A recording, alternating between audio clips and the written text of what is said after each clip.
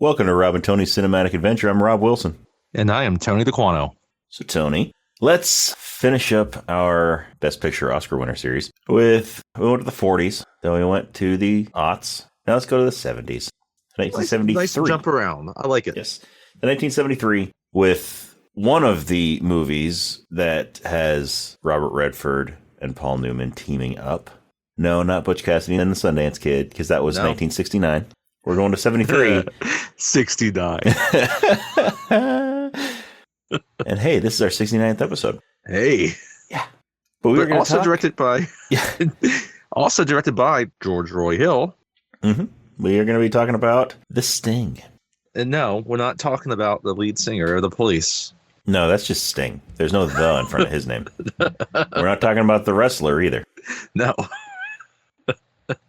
I will admit, for a long time, I was always curious about this movie. So was I. Because my parents owned it, and I saw it, and back when I was probably 7 or 8, and I looked at it, and saw it was from 1973, I thought, oh, that's kind of old. And I saw that took place in the 1930s, and that's even older. Mm-hmm. And I saw that it won an Oscar. I'm like, oh, okay. And then it took a long time for me to watch it. And when I first would have seen that VHS, I probably would have had no idea who Paul Newman or Robert Redford were. Yeah. Or Robert Shaw either, or even Rob Cohen, who who is not in this movie. He is not a producer on this movie, but is very responsible for this movie in a very surprising way. And Rob Cohen would not be the person I would think of being associated with this movie, but he is, and we'll get to that soon. Okay. Yeah, I actually finished watching this movie for the first time about an hour ago. Okay. So yeah, but it's one of those ones that's been on my radar for years. It's been on my list of movies I need to check out for a long, long time, but never really very high on that list. Yes. It's kind of I can see. It was kind of a, I'll get to it when I get to it kind of thing. Well, for me, I first watched this when I was living in Solo in Ashburn, and I basically ran through all the Best Picture movies on Netflix, right? And I remember when I was watching it, oh, yeah, that's like, I was always curious about it because my parents had the VHS copy, and it's possible that I watched this movie when I was like 8 or 9 years old, and I just completely forgot about it. Mm-hmm. Even though there's tassels in this movie. There are tassels right at the beginning. There are tassels like movie. 5 minutes into this movie. It is PG. It's a 1970s, so there's no PG-13 yet. No. But there's tassels in this movie. There's also a lot of fedoras. Yes. There are fedoras everywhere in this movie. Everywhere. I love it. I love a good fedora. And that's actually why I wanted to do this movie as the last one. Because we talked about so many different hats in all these movies. Yep. And I know on the cover, there's fedoras. I'm like, I'd love a fedora. There's fedoras and there's newsy caps. Yes. This movie does not disappoint in the hat department. No. It even has those like flat topped like politician hats. Yes. It's got it all. It doesn't have a fez, but again, it's 1930s Chicago. So not 1930s Casablanca. No, there's not too many fezzes in Chicago. Yeah, no. Sulla is still over in Egypt. If he had come to the United States to visit his buddy Indy, he would have brought his fez, and that would be a fez in this movie. Yes. But he's over, he's helping dig in Egypt at the time. Yeah. I mean, right? he brought his fez in Dial of Destiny. Yes, he did. But that was New York. Right. It was the 60s. So. Anyway. So that's the first time I watched this movie. And then the second time was earlier this week. And I started watching it again for a third time this afternoon just to fill in some of the gaps. And, it's an interesting movie. I've always, ever since I really kind of started following the Oscars, thought it seemed to be an interesting choice for Best Picture, especially being in the 70s. Because the 70s, you start having, it was a big change. Well, even earlier, late 60s, was a big change in the movie industry in Hollywood, right? One of the movies you just mentioned, Butch Cassidy and the Sundance Kid, was part of that. Mm-hmm. And then you look at the other Oscar winners of the 70s. This is sandwiched between the two Godfather movies. You had The French Connection. You have One Flew Over the Cuckoo's Nest and Rocky and The Deer Hunter and Patton, right? And then you have The Sting, which is just kind of a breezy, entertaining movie. Yeah, it's very entertaining. Which is interesting because it starts out with the entertainer being played on the piano. That's right. And it really helped. I did not realize this, but reignited like interest in kind of that style of music and the entertainer. So it kind of gave it new life. And but the entire thing is, it even kind of just plays out like a play. Like it's the beginning of the movie. Well, I guess we'll get to that. But yeah, it's mostly lighthearted. And in some ways, it reminds me a bit of, a movie that would have come out about a decade earlier, then got remade a few decades later. It's like Ocean's 11. Yeah. Right? You have kind of a set of low-level criminals. They get a mark. They want to con or steal from someone with more money for a very personal reason. Yes. And it has a big cast. And I mean, Paul Newman and Robert Redford, right? About as big as it would get at that time, right? So just like, I think later, thinking about the remake of Ocean's 11, Clooney and Pitt and Matt Damon. But the other movie made me think of that's also a Best Picture one that came much later is Argo, which is kind of another entertaining movie. I mean, it's based on a real life story, but it's mostly just kind of an entertaining take on it. It's not that serious. Yeah. And again, it's really about a bunch of people kind of conning other people. Yeah, it really is. It's like, so there's some similarities there. Yeah. So the thing that sort of brought this movie back onto my radar, right? Because like I said, it was on my list for years, but never really high on it. But there was an episode of Community. Okay. In the final season of Community where they all take a grifting class. And the episode is basically an homage to The Sting. Okay. Like they mentioned The Sting several times in the movie. Even at one point to learn a little bit about grifting so that they can grift their teacher who is grifting all of the students.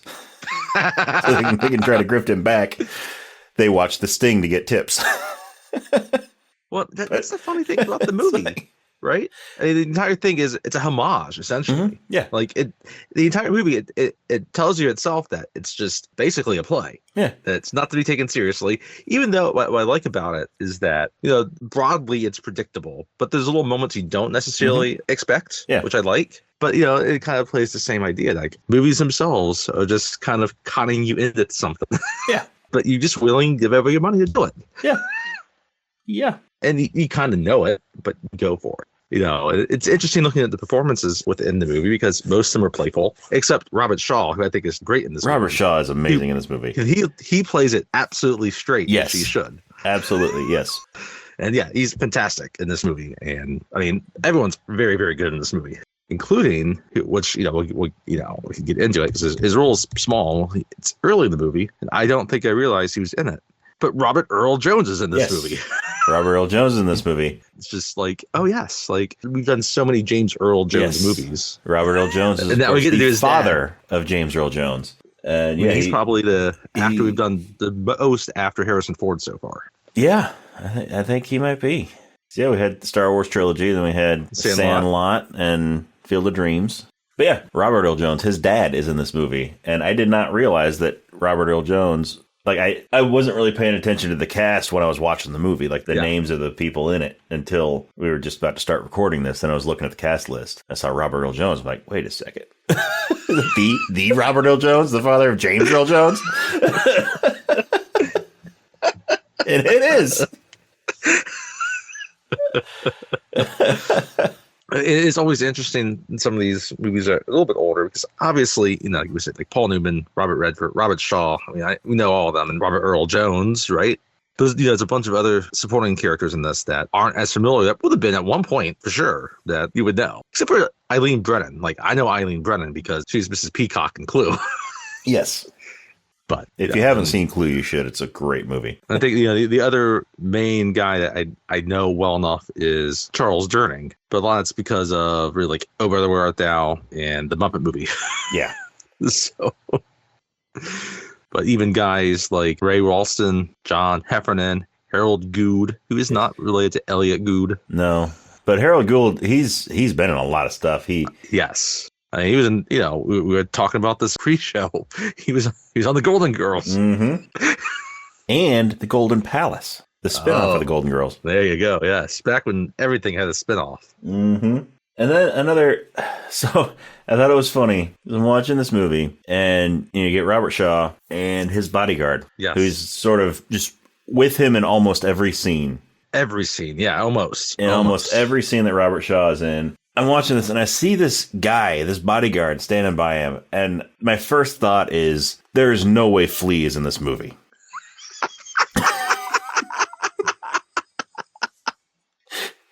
Flea is too young to be in this movie.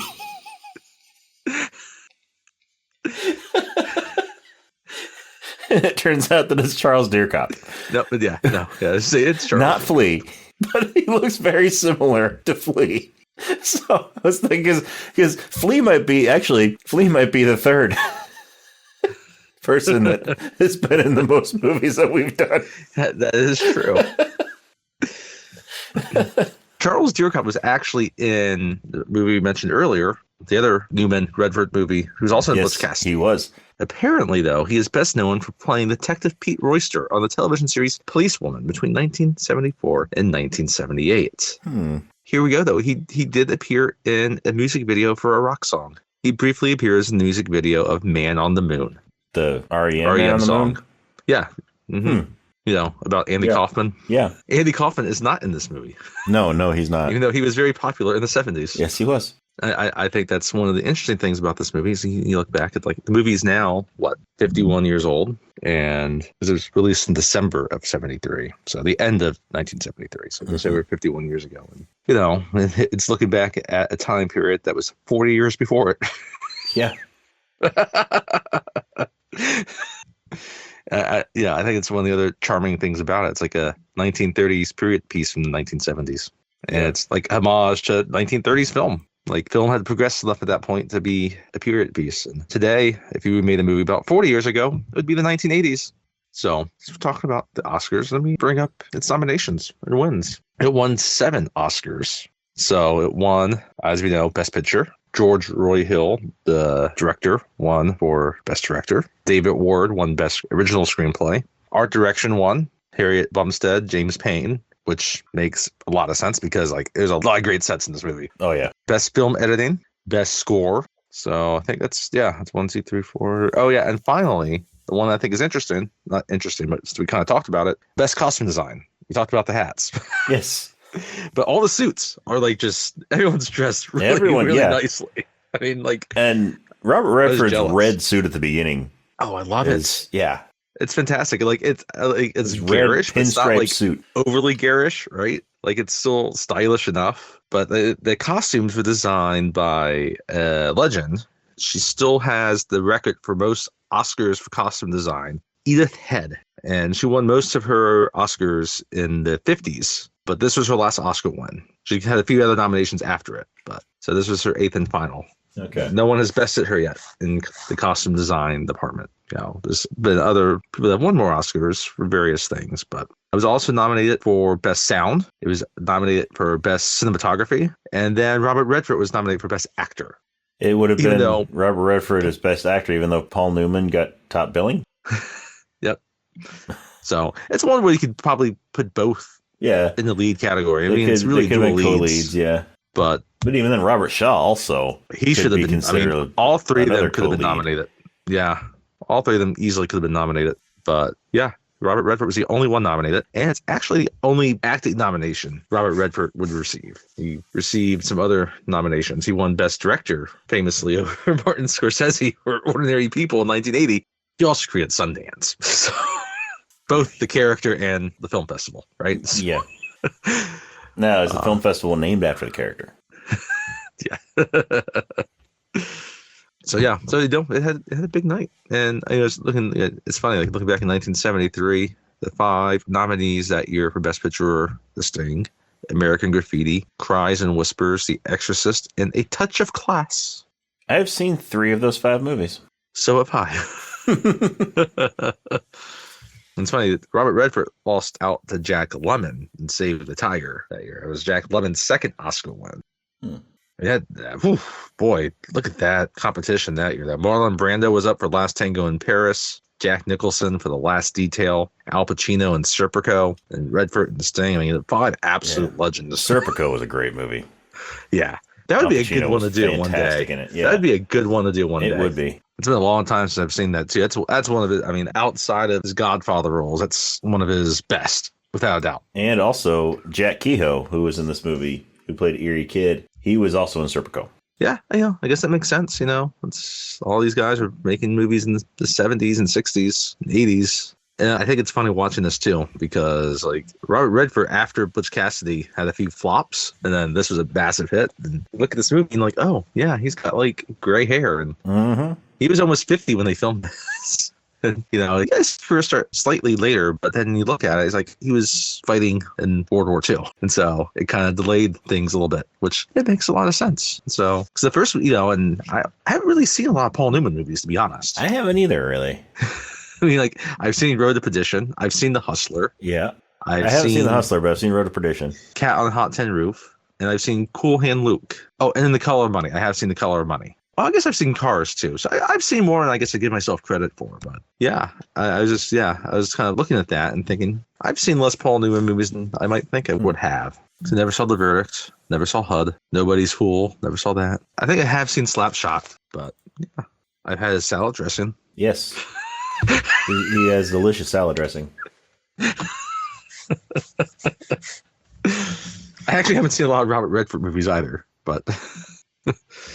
And what? Paul Newman was born in 1925. Robert Redford was born 1936. So yeah, they definitely did have a little bit of an age gap, which they portray nicely, I think. And Robert Redford, yeah. I have seen Jeremiah Johnson. That was a long time ago. I saw Jeremiah Johnson. I have seen All the President's Men. I've seen Out of Africa. I never saw Sneakers, but my mom and my brother loved watching that movie when I was a kid. I've seen a good chunk of Sneakers. I don't know that I've seen the whole thing, but I've seen a good chunk of it. And then I've seen Winter Soldier. I missed The Horse Whisperer in Up Close and Personal. I've seen Up Close and Personal. Hey, I grew up with a bunch of sisters, so. Yeah, I know. But yeah, all in all, I enjoyed watching this, and it was good to rewatch it again and probably recall it better than the first time I watched it. Not sure why I didn't really remember a whole lot of it, but yeah, I don't know. Maybe it was the tassels and fedoras, but yep, so maybe. But there's never any tassels with fedoras. Tassels and fedoras are never being worn at the same time on the same person. That's right. I mean, that would be a look. I could see that being a look somewhere. Mm-hmm. Yeah. So, should we go ahead and get into it then? I think we can go. Yeah, let's go ahead and get to it. I think we can get into it. So we start out with The Entertainer. Wait, no, we're gonna spoil this movie. Oh yes, that's right. I mean, a woman gets her head blown. Sorry, I already spoiled the music at the beginning of the movie. Sorry, folks. Yeah, I don't know what came over me. This 51-year-old movie just, yeah. Anyway. Spoiler alert, we're going to be talking about this entire movie, beginning, middle, and end. So if you have not seen it and you don't want to be spoiled, then pause the podcast, watch the movie, come back and listen. If you have seen the movie or you just don't mind being spoiled, keep on listening. But you have been warned, this movie starts with the entertainer being played on a piano as it should be. It's not Cedric either. No, it's actually the entertainer. Yes. It could be where Cedric got his name.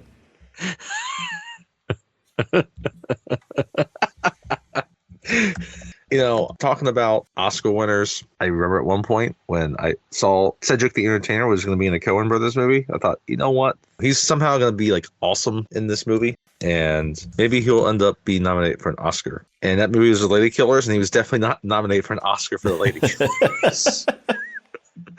So anyway, this is Scott Joplin's The Entertainer, and it's not just that. Like, I love the whole like storybook kind of like Saturday Evening Post Norman Rockwell type drawings. Yes, that accompany it. Yes, they're all over this movie. Each section of this movie is separated by a Norman Rockwell style drawing. Yes, they never call them chapters, right? You know, it's just sections. You know, they just say what the section is called. Yeah. And they are the order of those sections. Good. I'm glad you have them. We have the setup, then comes the hook, then the tail, the wire, the shutout, and finally the sting. Each of those title cards is on a drawing. Yeah. And it helps separate the movie, obviously. And, you know, I like, again, like the color palette of the drawings fades nicely in with the color palette of the scenes, right? Yeah.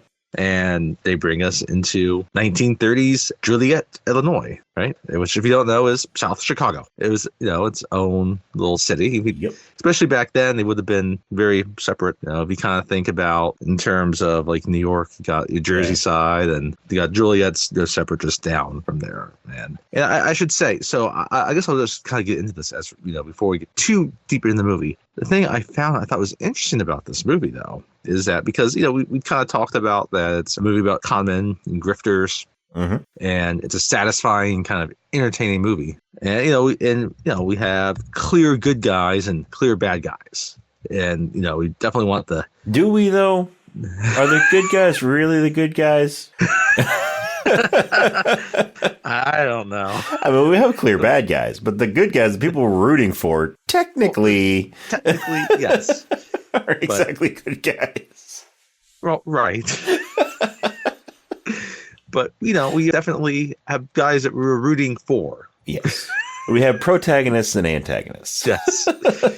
But apparently, this is where Rob Cohen comes in. Okay. And so he was working for this film producer and executive, Morris Medavoy, at the time. And he was looking through a pile of all these scripts. He was a reader, right? So he was just supposed to find scripts he was going to read and find which one sounds like this could be good that can make this studio lots of money. I guess at the time, Medavoy was not the head of the studio. He was like an agent, but he found the script and then he's like, oh, this is a great screenplay. And with the right major cast and the right director, this could win a lot of awards. And so then Medavoy said, okay, he'll try to sell it on that recommendation. But if he couldn't sell it, he was going to fire Cohen, right? So that afternoon, he took it to Universal and Universal bought it that afternoon. And Rob Cohen would go on, direct Vin Diesel in Triple X.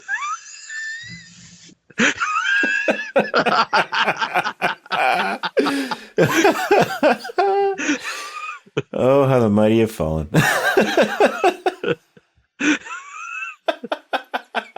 So if we're not for the Sting, we would not have had Triple X. Then Vin Diesel would only be famous for the Fast and Furious movies. And Guardians of the Galaxy. And the commercials for Street Sharks. Yes. By the way, you know what other movie he directed? What movie's that? Daylight. Wow. Yep. So. Good old Sylvester Stallone and Viggo Mortensen. Strangely enough, he was also an executive producer on a movie we definitely want to do, The Running Man. Mm-hmm. So anyway, back to the actual movie. So, yeah. So it fades into the streets of Joliet, Illinois. And it's just this dude in the suit. He's just walking down the street. And, we get some other people just kind of around outside. And he kind of walks into this building. And there's a lot of voices going on. And there's people on the phones. And he walks into this office. And there's this guy, he's obviously like the boss in there, and he talks about there's this other woman in there, and she's telling him that Chicago's on the line, right? And he's talking to this guy that's from Chicago, who's obviously his boss, right? That he's kind of reporting to, and because Chicago is trying to get money from all these other little cities around that Great Lakes area, right? And I guess they're down their money a little bit, but he's trying to say, no, we've done well, and trying to tell them what he's earned and what they've earned that day, and that they're going to get the money to them as soon as possible. Yep.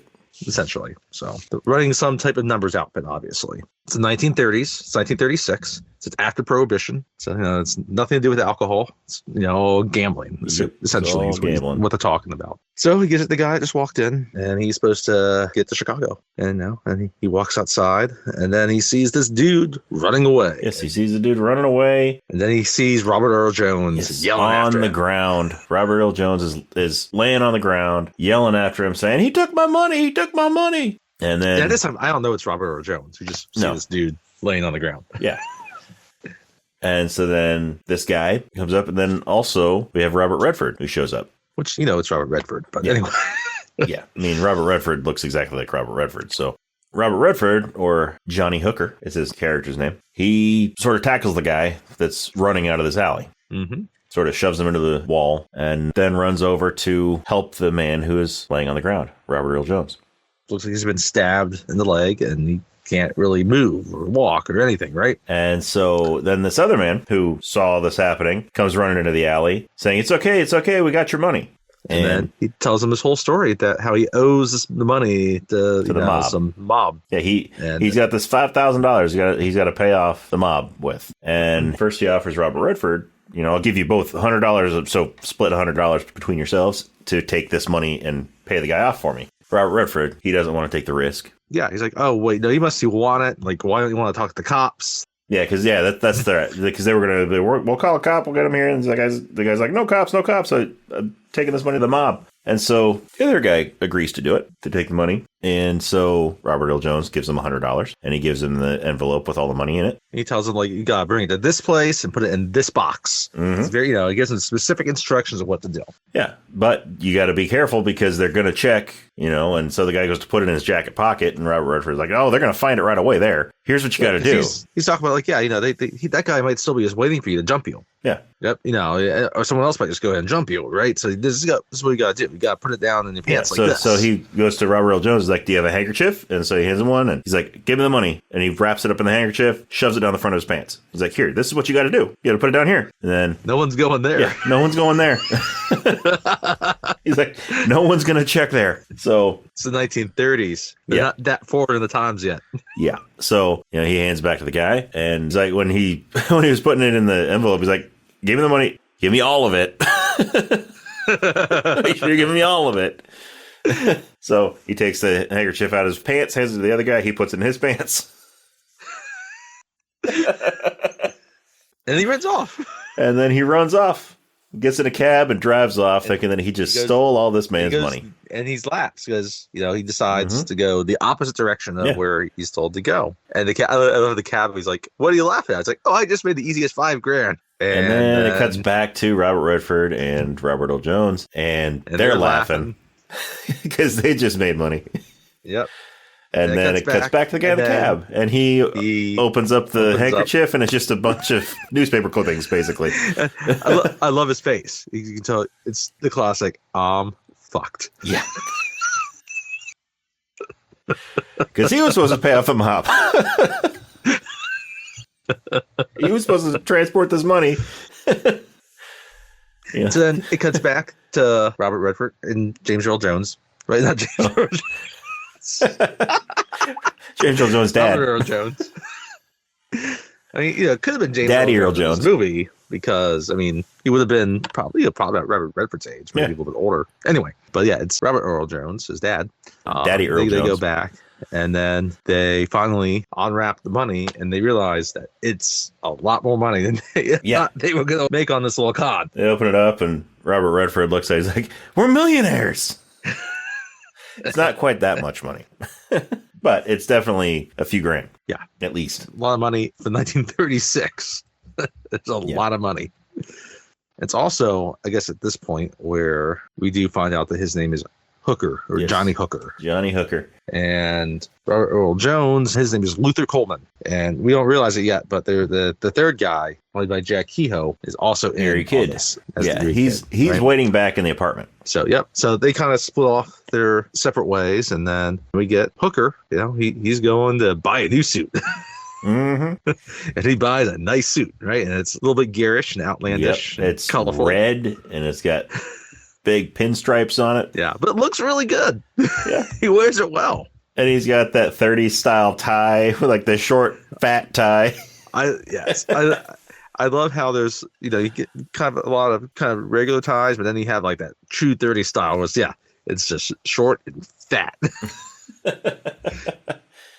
They did a good job of replicating all those details, and a lot of this is actually like filmed in the back lots too. Like it definitely has that old like studio film look. Because it definitely feels like back lots, and there's certain ones that we'll get to. And he's happy to get all that money, and then he ends up going to the show. And there's a woman dancing there on the stage, and she's got tassels. And he's on the back. He's at the back of the stage. He's waiting. He's got these flowers. He's got a bouquet of flowers. Big ass smile. Yeah. Right. And she finishes her little show. And it's like, you want to go out tonight, and whatever. She's like, oh no, I have another show later. I'm going to make $5 more. Right. Like, I'll spend $50 on you. It's like, 50. Like, okay.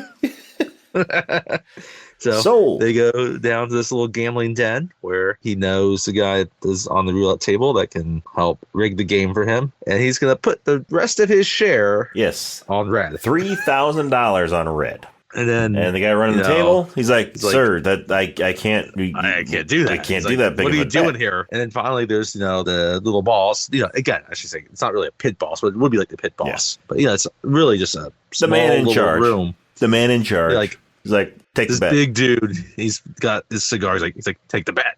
Right. Mm-hmm. I love him. Again, he gets like 2 lines in this movie, but he executes his lines perfectly. Yeah.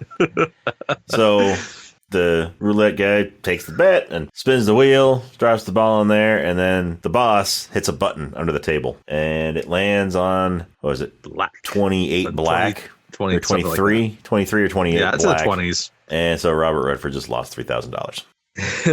And the lady's like, "Oh, well, he could do again." He's like, He's like, "Yeah, I can't really bet again, no." And she gets mad at him because, she could have made $5. She could have made $5, and the boss is like, "Tough luck, kid." And then the guy in the wheel's like, "Hey, the guy could lose a job, losing that much money." Yep. For the house, right? So he goes back despondently, and he goes up this apartment, and it's Robert Earl Jones's apartment. It looks like his wife and daughter and granddaughters, and there's the family's there. A son in there too, and they're leaving as to go to Robert church. Redford's coming in. Yeah, they're leaving to go to church as Robert Redford's coming in. Do you go to church at night? It's like ever since I started having bingo. Yep, ever since they started having bingo.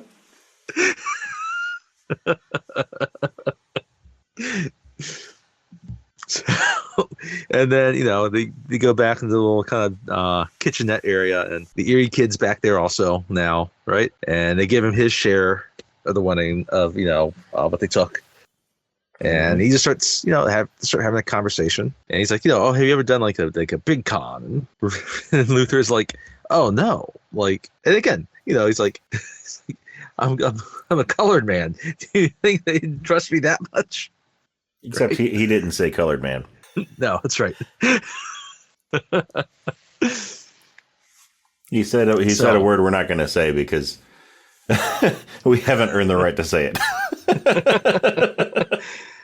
Hey, the Erie kids used it earlier also, but it was for the con. So yes. it was used to sell at the con. Called someone a something lover. This was also took place in the 30s, which was a different time. Yes. Anyhow, and then he said, "Well, no," but then he said, I've worked with a lot of different people, and I've definitely conned people, and he finally said, "I'm done. I'm too old for this shit." Mm-hmm. I'm getting too old for this shit. And then we found out that he's not Robert Earl Jones. He's Danny Glover. Yeah, but he does know someone who wants to refer Hooker to learn all the best stuff from. Yeah, right. He was in Chicago. This man named Henry Gondorff. Henry Gondorff. Yep. And so, and obviously at this point, anytime someone says this is my last job, you better start. It's not gonna be good. Since we've already said the spoilers coming, so. Yeah. But that's already a good foreshadowing, and he's passing him along. He's passing the baton over. Mm-hmm. Right? It's like, I've taught all I could to you. We gotta go to this guy now. So meanwhile, we do get a scene back earlier where the Chicago finds out that a couple of grifters took the money off their dude. Mottola is his name, and they don't think that's really connected to anybody. It's just a couple. Yeah, again, just some common grifters that just happen to hit their dude. So they have to report it up the chain to the guy in New York. Yeah, played by Robert Shaw. He goes, Doyle Lonigan. Yes, Doyle Lonigan, an Irish guy. Yes. And so we kind of cut to him, and he's at some game in Chicago, and Not Flea comes over to him.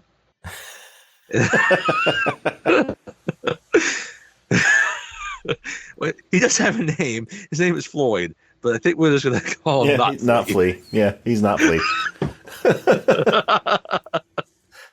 Walmart Flea. Target Flea. No. Great value Flea. And so then he's like, oh, well, we got to take care of this. We're going to take care of Batola and then, find out who the grifters are and take care of them. Right. So now we have Hooker, and Erie Kid, they're leaving the apartment and they're going to start going back to, going back to Hooker's apartment. Yeah, right? they're going back to Hooker's apartment and they get stopped. Stopped by chief of police. Was it the police or was it Lonigan's guys? Because wasn't it a couple of Lonigan's muscle? Yeah, it was his muscle. Yeah, it was a muscle. Yeah, it was either his muscle or the Chicago muscle that he just. Either way, they're demanding that he pay them, and he had lost all his money at the roulette wheel, but he still hands them a couple $1,000s. Yes. And they leave, and so Erie Kid and Hooker are walking back to Hooker's apartment, and Erie Kid's like, "I thought you lost all your money." He's like, "I did. What I gave them was counterfeit." They'll find out the first time they try to use it.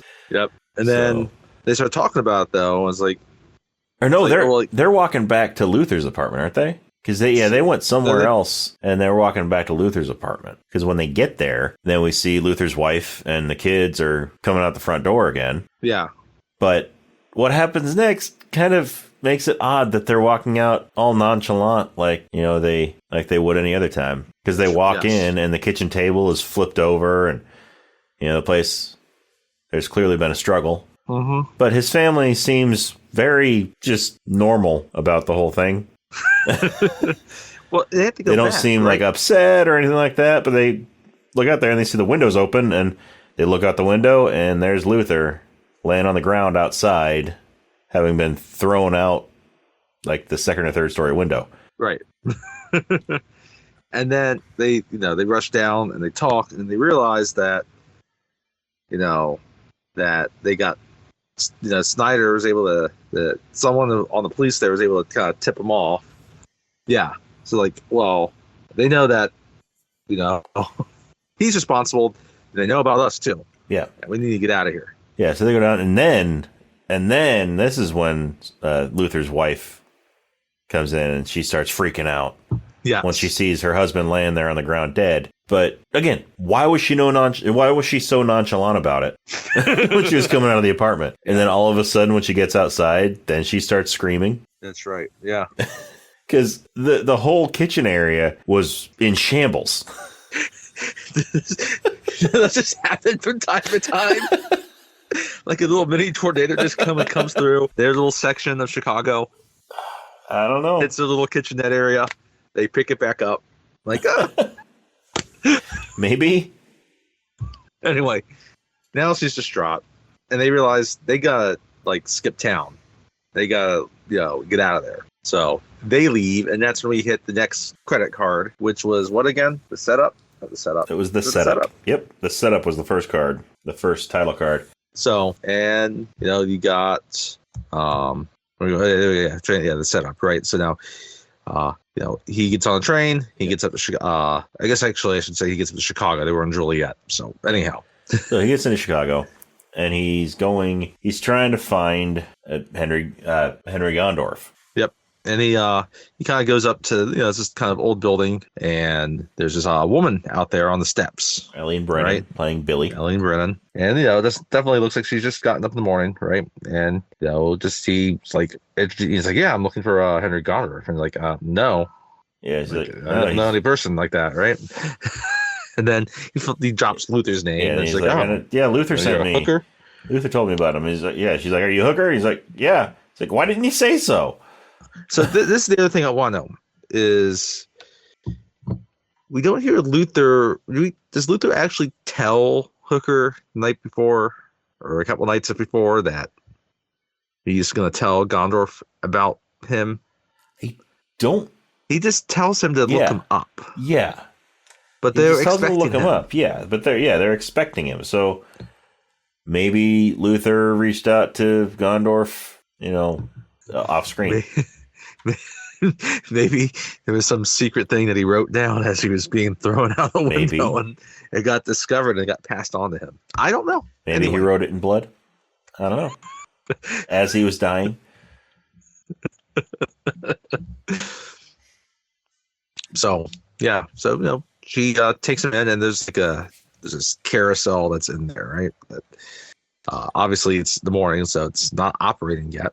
But so he goes to the back, and it's just like a small kind of bedroom. There's a sink that's in the bedroom, and off to the side is like the bathroom, right?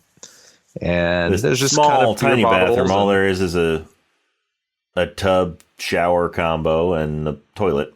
But yeah, the sink is outside of the bathroom. It's in the bedroom. And he walks in there. There's nobody there. And then he starts hearing snoring. And he looks over. And on the floor next to the bed with his face scrunched up against the wall is Paul Newman. The great Henry Gondorf, or Paul Newman. So he basically gets him into the shower or the tub. Yeah, right. Sets him up in the tub and just runs the cold water on him from the shower head. It's one of those 1930s tubs that's actually, a tub that's not attached into the wall, right? And it's got the you have a shower head, and then you have the curtain goes all the way around, right? And he turns it on, and Gondorf, now he's completely wet and tells him to turn it off, and because they just kind of sit there. He's kind of sitting in the tub. Hooker's sitting on the toilet.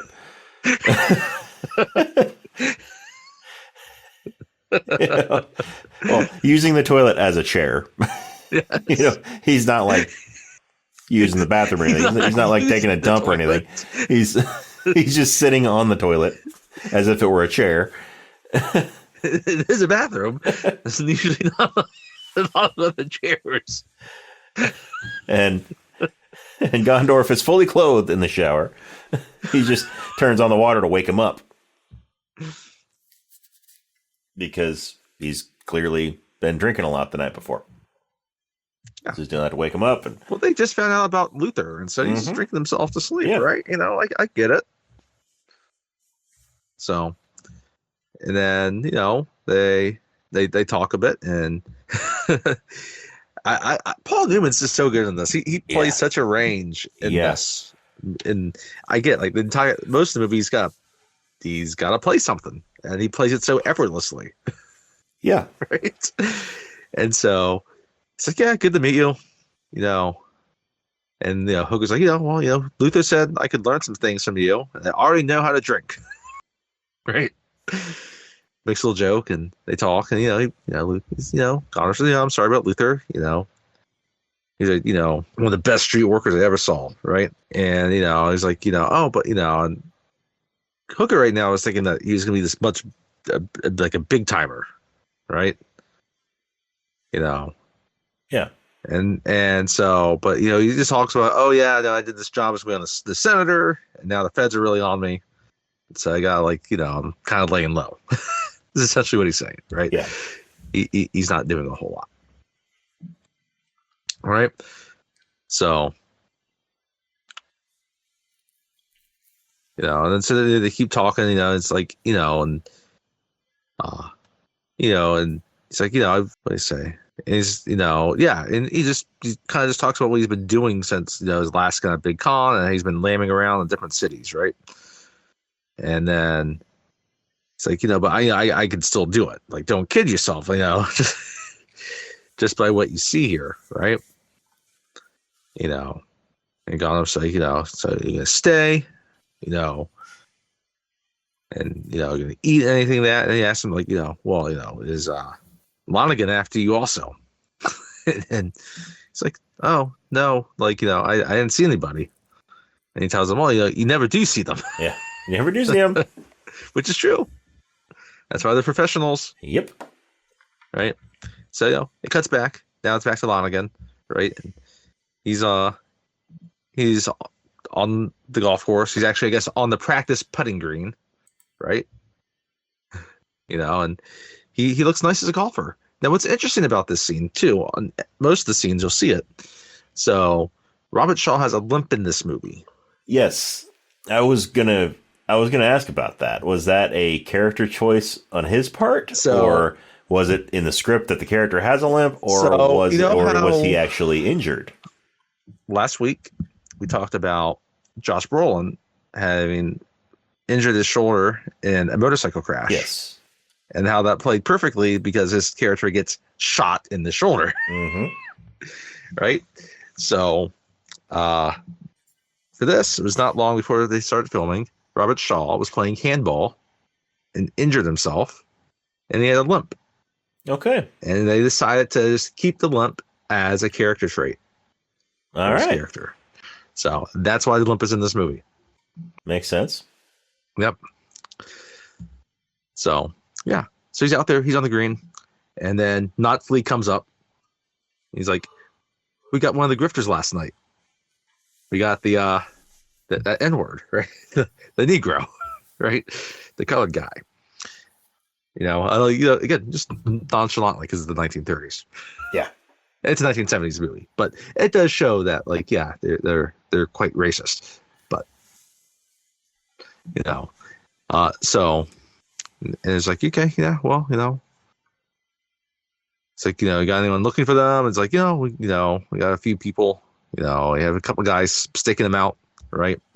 Like, are we gonna kind of keep following up, or we're just gonna let them go, right? And he kind of talks about how, you see that guy in this red sweater? I've known him since this and this and that. It's like, but if he knew that these 2-bit grifters got one over on me, would never respect me, right?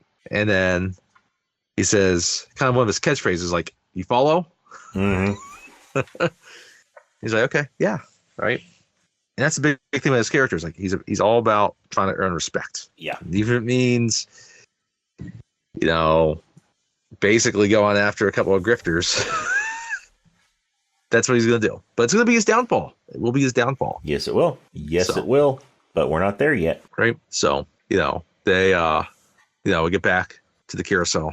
Now they're talking, and Gondorf's all sobered up, right? And talks really about how well Billy, Eileen Brennan, runs the place, right? And it's like, they finally say, I'll teach you the big con. And, it's like, and like, they basically agree together that they're going to go ahead and go after Lonigan. Lonigan, right? And really, like, Gondorf already knows more about Lonigan than Hooker does. Yeah. Right. He's kind of keyed into that world enough to know it. So, and then that's when he goes and he starts. So it's like, Hooker's like, well, how are we gonna get these people, right? And Hooker's saying, Lonigan's also not. And Gondorf's saying, like, right, well, you gotta keep his con, right? This is the idea is, like, ultimately is that, like, he can't really think that you took it from him. Like, he knows he's lost it, but he can't think that it was actually taken. Yeah. Otherwise, he's going to keep going after us. Yes. Right. So, and then he was saying, like, but at some point you might just have to, like, call us off because, like, that's the type of man he is.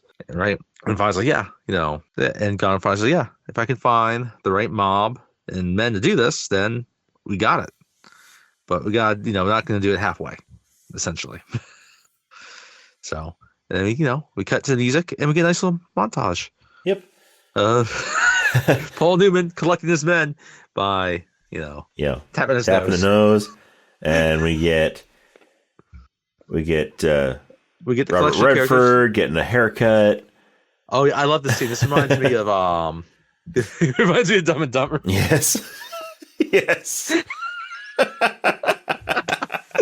I don't know if they were inspired by this or not, but it made me think of Dumb and Dumber. Yeah. It had to have been at least in the back of their minds. Again, like, he, when you take a look at the crew they assemble, like, okay, yeah, they're just grifters or conmen, but, like, they're really good at what they do. Yeah. And, like, they've been able to actually make some money off of this. Yeah. And not just kind of jump con to con. And where if you lose $3,000 betting on the wrong roulette hall, right? So, yeah, no, but then it shows them collecting a bunch of guys. You get, they collect Kid Twist, played by Harold Gould, Eddie Niles, played by John Heffernan, right? Ray Walston, played by J.J. Singleton. Yeah, and this this is going to kind of be like the J.J. Singleton, played by Ray Walston. Yes, sorry. Your kind of main crew, say, so to speak. Ray Walston, by the way, since we mentioned him earlier, is the Martian in the thriller My Favorite Martian. Yes, My Favorite Martian. Yes. Which I've never actually seen that, but I've always known that name, right? Yeah. Because it just feels like it's a perfect like late 50s, early 60s TV show. Mm-hmm. Right? Yep. But for other people that maybe a little younger, or if not as familiar with that, he was Mr. Hand in Fast Times at Ridgemont High. Yes, he was. So. And he was Benjamin Clay in an episode of Touched by an Angel.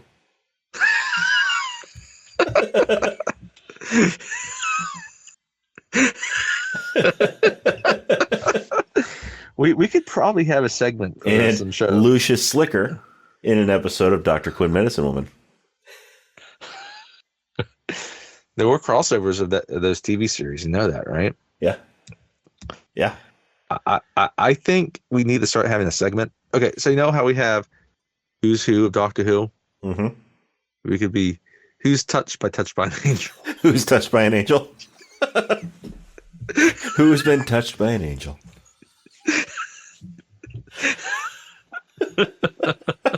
There's probably a lot of people that we've cut in these movies. Anyhow, so 6 Degrees of Delarice.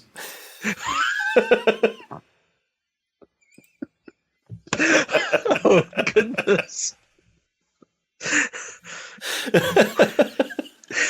I can hear her singing right now. When you walk down the road. How does she baritone? I don't know.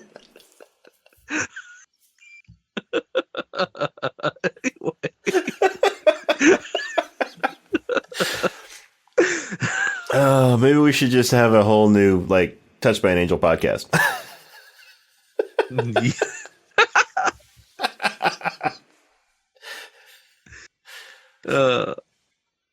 Yeah. Yes. Okay. So, did we talk about? Let me make sure we talked about. We found all the guys. We said John Heffernan, right? Yeah, it's Eddie Niles. Okay, so he's the bank teller. I kind of like his scene where he's just like he just walks out in the middle of the bank shift. He's like, peace. Just later, losers.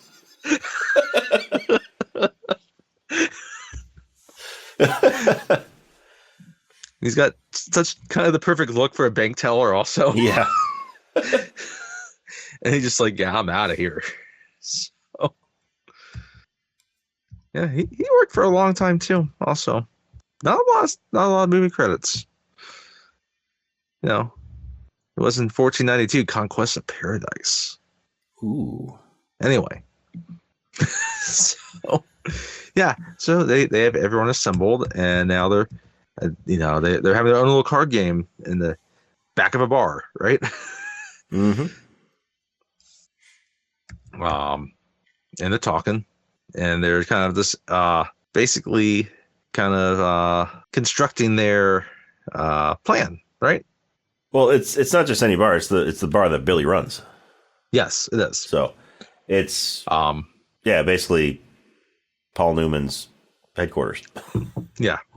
So they're in the back room. They're playing cards, and they're kind of they're coming with their plan, and they're gonna deal with kind of an obsolete scam called The Wire, not the HBO TV series. No, but not the TV series. It does have to do with a literal wire, but yes. So kind of like that does also, but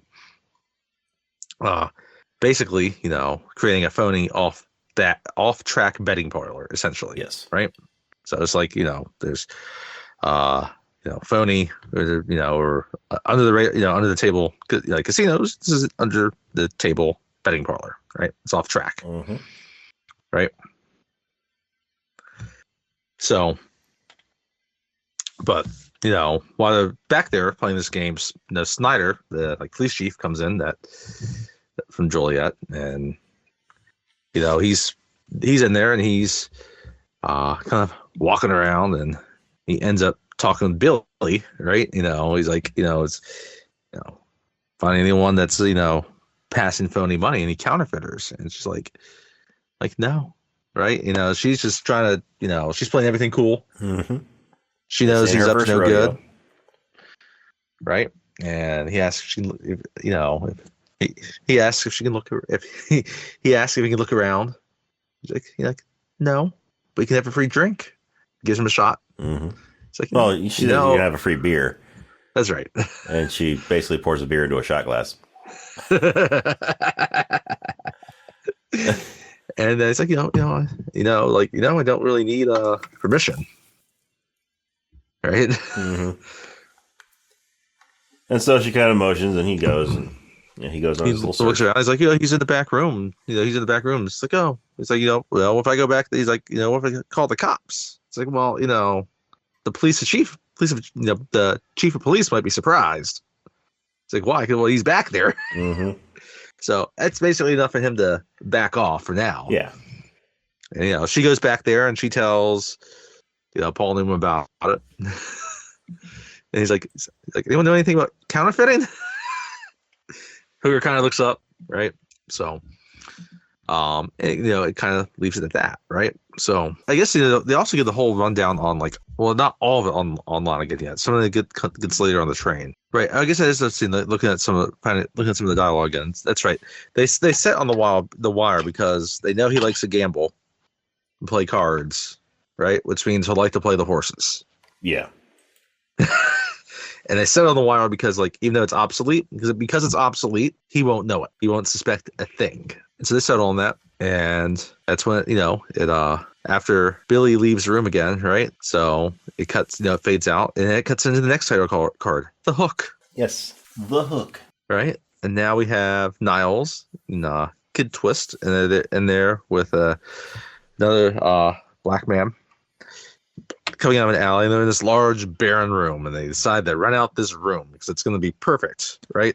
I love the setup. It's perfectly constructed for everything, right? Yes. And again, it gets back to what I was kind of saying. The entire movie really is essentially just like a play, and it presents it as a play. Yeah.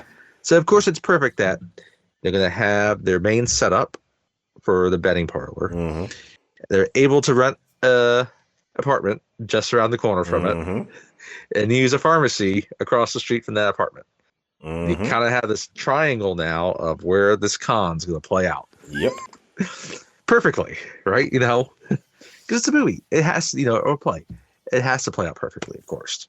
I mean, there's a few hiccups, but we have that now. We have the hook, right? And so, yeah, they rent out that room. They're going to start constructing a little parlor in it, and then we don't know exactly how they're going to use the apartment yet. And we don't necessarily know that they're going to use the pharmacy as a meeting place, but it's all there. Yeah. And then the next step would be knowing that Lonigan goes to Chicago every few weeks to check in on his operation. Obviously, because it's the 1930s, and, train travel is still kind of a nice little luxury to do. Yep. He took the train, and he organizes a poker game on the train. Yes. And it's high stakes, right? So they're going to have to get, the idea is they're going to have to get into that game. But also, when they're talking about it, they know that Lonigan cheats. Yes. He wins all the time in poker because he cheats. And so their plan is for Gondorf to go and join the game and win. Yep. And in order to win, he's got to cheat. Because it's the only way to beat a cheater.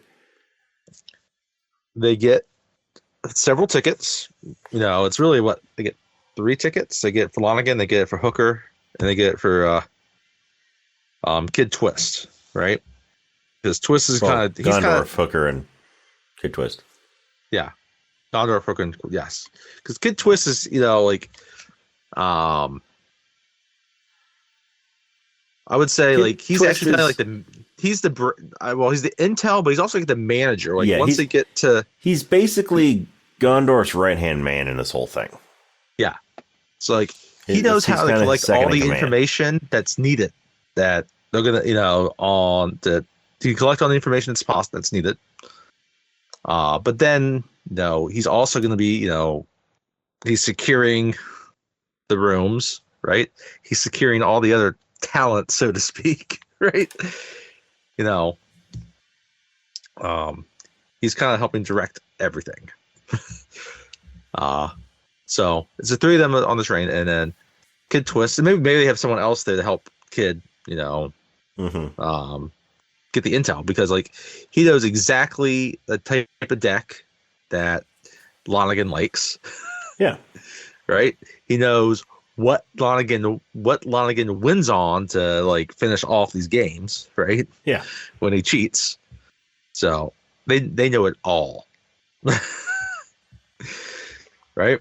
So they get on the train, and there's a little bellman, and Gondorf is like, in the games, like, it's possible I might be able to get you as an alternate somewhere. And he gives him some money. He's like, okay, that'll get you first alternate. Yeah, first alternate. Then he gives him a little bit more money. He's like, that'll get you at the table. So they're getting ready to go in there. And so Gondorf takes a bottle of gin. That's right. I love it. And he splashes a little bit on his hands, and like splashes it on his cheeks a little, his face a little bit, and then takes a little swig of it and spits it out into the sink, and then starts pouring half the bottle out. And Hooker's like, "What are you doing?" He's like, "You always drink gin with a mark, because they won't know when you dilute it."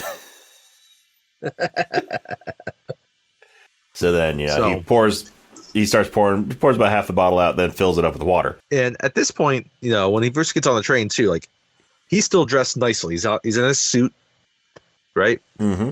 Anyway, so he does that, and it cuts back into the game, and he's not there yet, and he's late on purpose, right? Yes. And they're like, "Oh wait, maybe we should proceed and start without him," right? And the doorman's like, "He'll be here." Yep. And he gets there, and now he's not. He's out of his tie, and he kind of stumbles in the room. He's sort of acting drunk, carrying the bottle of gin. He's looking kind of. He's trying to be a bit obnoxious about all of it, right? And yeah, and so Lonigan's like, "This is a gentleman's table. We will always wear ties to the table." But we can get you one. So he's like, we can get you one. Or he's like, oh, that'd be great. That'd be great. Thanks. This is like classic, like Paul Newman. Like this is, he can play, he switches between kind of like that nice, sophisticated, but also just kind of like this, he's just, kind of charismatic drunk. Yeah. And it's all effortless. It's really quite something. So then you have a little montage of him playing, like not really montage, just it's sort of a time lapse kind of a. Yeah, it's a time lapse, and and the setup is like there's two or three other players at the table. It's like there are a total of 5 players. Yeah, so I think it's between the two of them, and then it's like 3 others. Yeah. You got the dealer who is the like the baggage from Bellman, and you have Not Flea. Yeah, that Not Flea is sitting directly behind Gondorf, and so he always keeps looking back, and so he's doing his good job. He's just keeping his cards. He pulls his card really close to his chest. He's kind of peeking at him. Yep. So nobody else can see what he's got. He's real concerned about Not Flea, like right over his shoulder. He keeps looking back at him, and he's trying to peek at his cards. I'd be concerned about Not Flea. Look at Not Flea. I mean, he's Not Flea. Not Flea ruined, Michael J. Fox's music career in Back to the Future 3. Well, no, Fleet ruined that. That's right. Not Fleet didn't do it. Fleet it. Not Fleet's always getting blamed for what Fleet does. I know, right? Everyone thinks he's a nihilist. Yep. Yep, they do. So, they keep playing, and then at some point, he keeps pretending like he's getting drunker and he's getting more obnoxious, and finally some of the guys there just get like tired of it and they cash out. Yeah. And then so Gondorf looks, I was like, I think there's 3 of us left. And so Lonigan's like, yeah, it's 3, but I think we need to take a break because there's, tempers are like, so let's take a 5-minute break. And then, so Lonigan gets up, goes into his room. And they're going to finally set, they're going to finally, stack the deck. Yeah, they're going to stack the deck. And he's like, we're going to take him out in one hand. And so they get back out there to the table. So, you know what? I forgot to mention this too. We get back to the back of the table, but this entire sequence, I mean, this is a good, good portion of the movie. It makes me also think of like Casino Royale, obviously. Yeah. But then Maverick. Yes. So, anyhow, so they get back to the table, and they deal out, and then the third guy, he quickly just like kind of folds and he's done. Yeah. They finally raise, and then you have a scene there where because Lonigan is down, right? So he wants to buy $10,000 more of chips. Yes.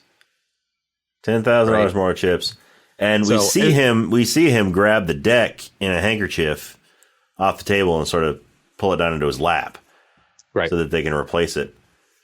We forgot to mention, this is important actually. So earlier when they got on the train, so Billy's on the train as well.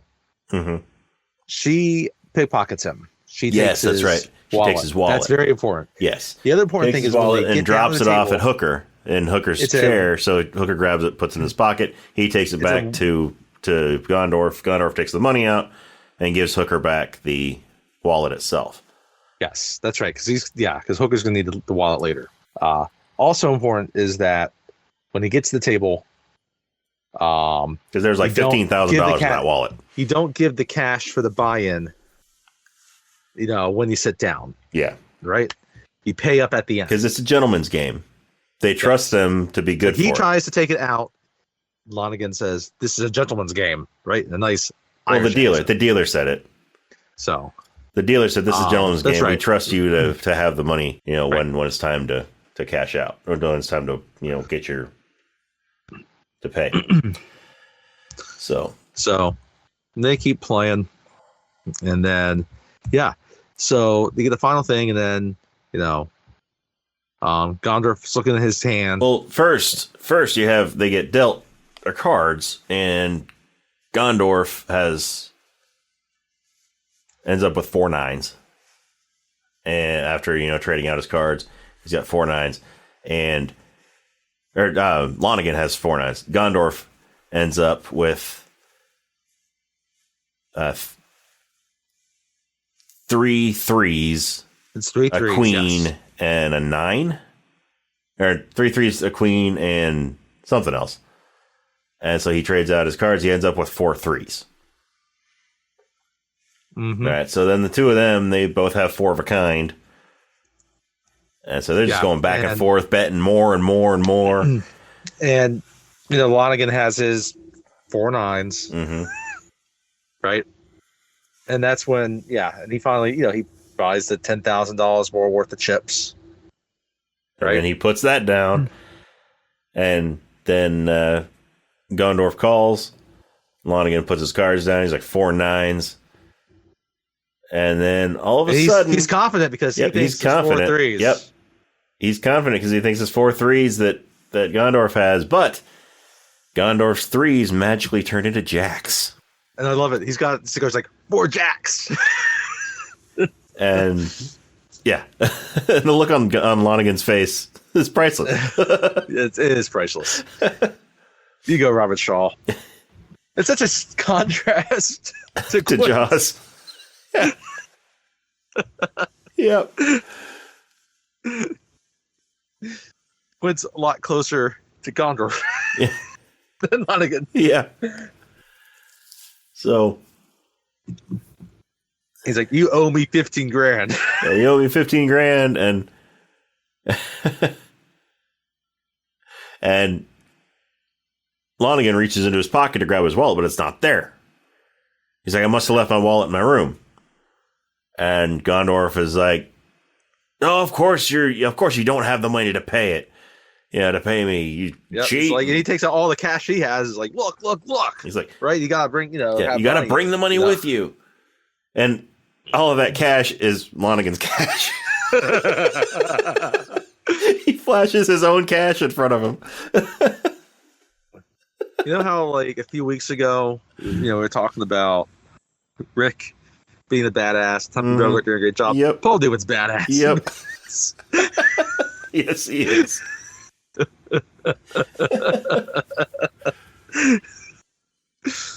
So, you get, Gondorf goes back to his car with Not Flea. And he's clearly upset. Right? He's like, we have to kill him. We have to do this. It's like, why didn't you do anything then? It's like, I couldn't do anything then because then I'll be exposed as a cheat. Yeah. Right? And then Hooker shows up. Yes. Hooker shows up and he starts explaining to Lonigan. Because Lonigan, he's after Hooker, but he doesn't know what Hooker looks like. That's right. Because, he's keeping himself kind of isolated from it. He's giving the orders, but he doesn't want to know anything too much about it. Yeah. He wants plausible deniability. Yes. So Hooker goes in there and says that he works for Gondorf. Although he's not going by Gondorf. He's going by Shaw. Yes. He's going by the name Shaw. So, and Gondorf, he gets back there to Hooker. He tells him, like, you're up. You got a tough act to follow because he did such a good job. Yeah, so right? Hooker is going by the name Kelly right now. So Kelly works for Shaw, and he tells him, like, oh yeah, Mr. Shaw sent me to collect the money, right? He's like, I don't have the money. He's like, that's because Mr. Shaw has it. Right. And Lonigan's like, what? He's like, yeah, he stole here's your wallet, by the way. He stole your wallet. Yeah, he hired a dame to take it from you. Here's your wallet. And he looks in and he's like, why is my money not in here? He's like, because Mr. Shaw has it. He's like, why didn't you get it from him? Well, it was kind of hard to get it from him without revealing my plans. He's like, but I'll get it for you. We'll get it for you. If we can't get your $15,000 back, I'll pay you out of my own pocket. Yep. And so he makes these plans with Lonigan to try to con Shaw, Gondorf, to get his money back. When really, Hooker... He's trying to play like he's a dissatisfied employee. Yeah. So... And then finally, like, we should throw them both off the train.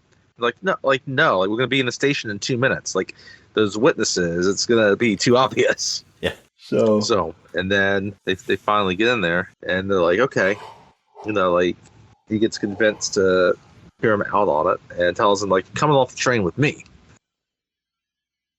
right? Like, he gets in that lane, you follow, yeah, right? So, the train comes in the station. There's a second bodyguard that's not Flea. Yeah, not Flea. Would that be the one? Would that just be Bodyguard, played by Lee Paul? Yes. Lee Paul, born June 16th, 1939.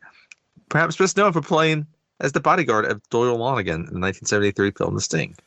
There we go. Alongside Charles Deercop, right? Or not Flea. Or not Flea. Apparently, he was also in an episode of Kung Fu, or the movie Kung Fu. Yes, he was definitely in the action series Kung Fu. He was also in Mission Impossible. I could see him being in Mission Impossible.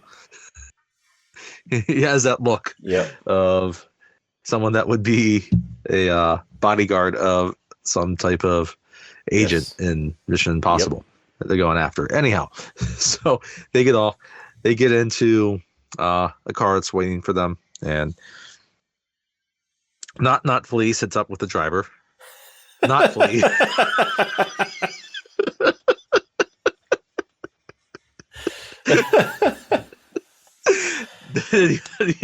Not Flea. Lonigan and Hooker squeezing together in the back seat. Not Flea's on one side, Lonigan's on the other, Hooker's in the middle.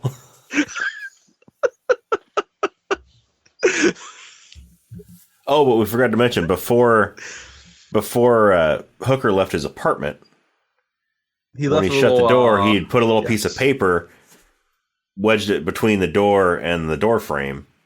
In case anyone opened it. Yep. In case anyone opened it, he could see that the paper was not there anymore. And he would know someone went inside. Because he knows, people are after him. So, yeah. So they're getting in there, and he tells them that, he kind of gives him a rundown that someone's, I can get someone that, he runs this, off-site, betting parlor, and he can get you, we'll get you the results before they post it, and, and then you can bet on them and you win, right? Yeah. And he looks someone that, that he needs someone that's kind of respectable, because Lonigan's trying to, he's a banker, so to speak. Right. And so he's trying to get him, he realizes that he could be a good person to kind of muscle in on Shaw, right? And so he tells him, like, where you could, to meet at, right? So because they pull up to Hooker's place, and Hooker tells him, the address and a time, 1:30, right? To meet him there. And then Lonigan just looks at him, if I'm not there at 1:45, I'm not coming. Right? So, Lonigan, not Flea, and not Flea, drive off. Yep. They leave Hooker at his apartment. And he walks up, and he sees that little paper. It's on the floor. Is now on the floor in front of the door. Yep. And so somebody opened that door. He starts to kind of run and jump down the steps, which is enough noise. It was before like he was walking up. I guess they're actually looking out the window. They saw him probably coming out the window. And he, once he gets to the top of the stairs, he sees the paper. That's right. And then the door opens up, and there's a guy standing there with a gun. That's right. So he shoots at him. Hooker jumps down the stairs and, tries to run out the door. And he's being chased. And it turns out it's Lonigan's men that are in there to kill him. But Lonigan doesn't know what he looks like. So.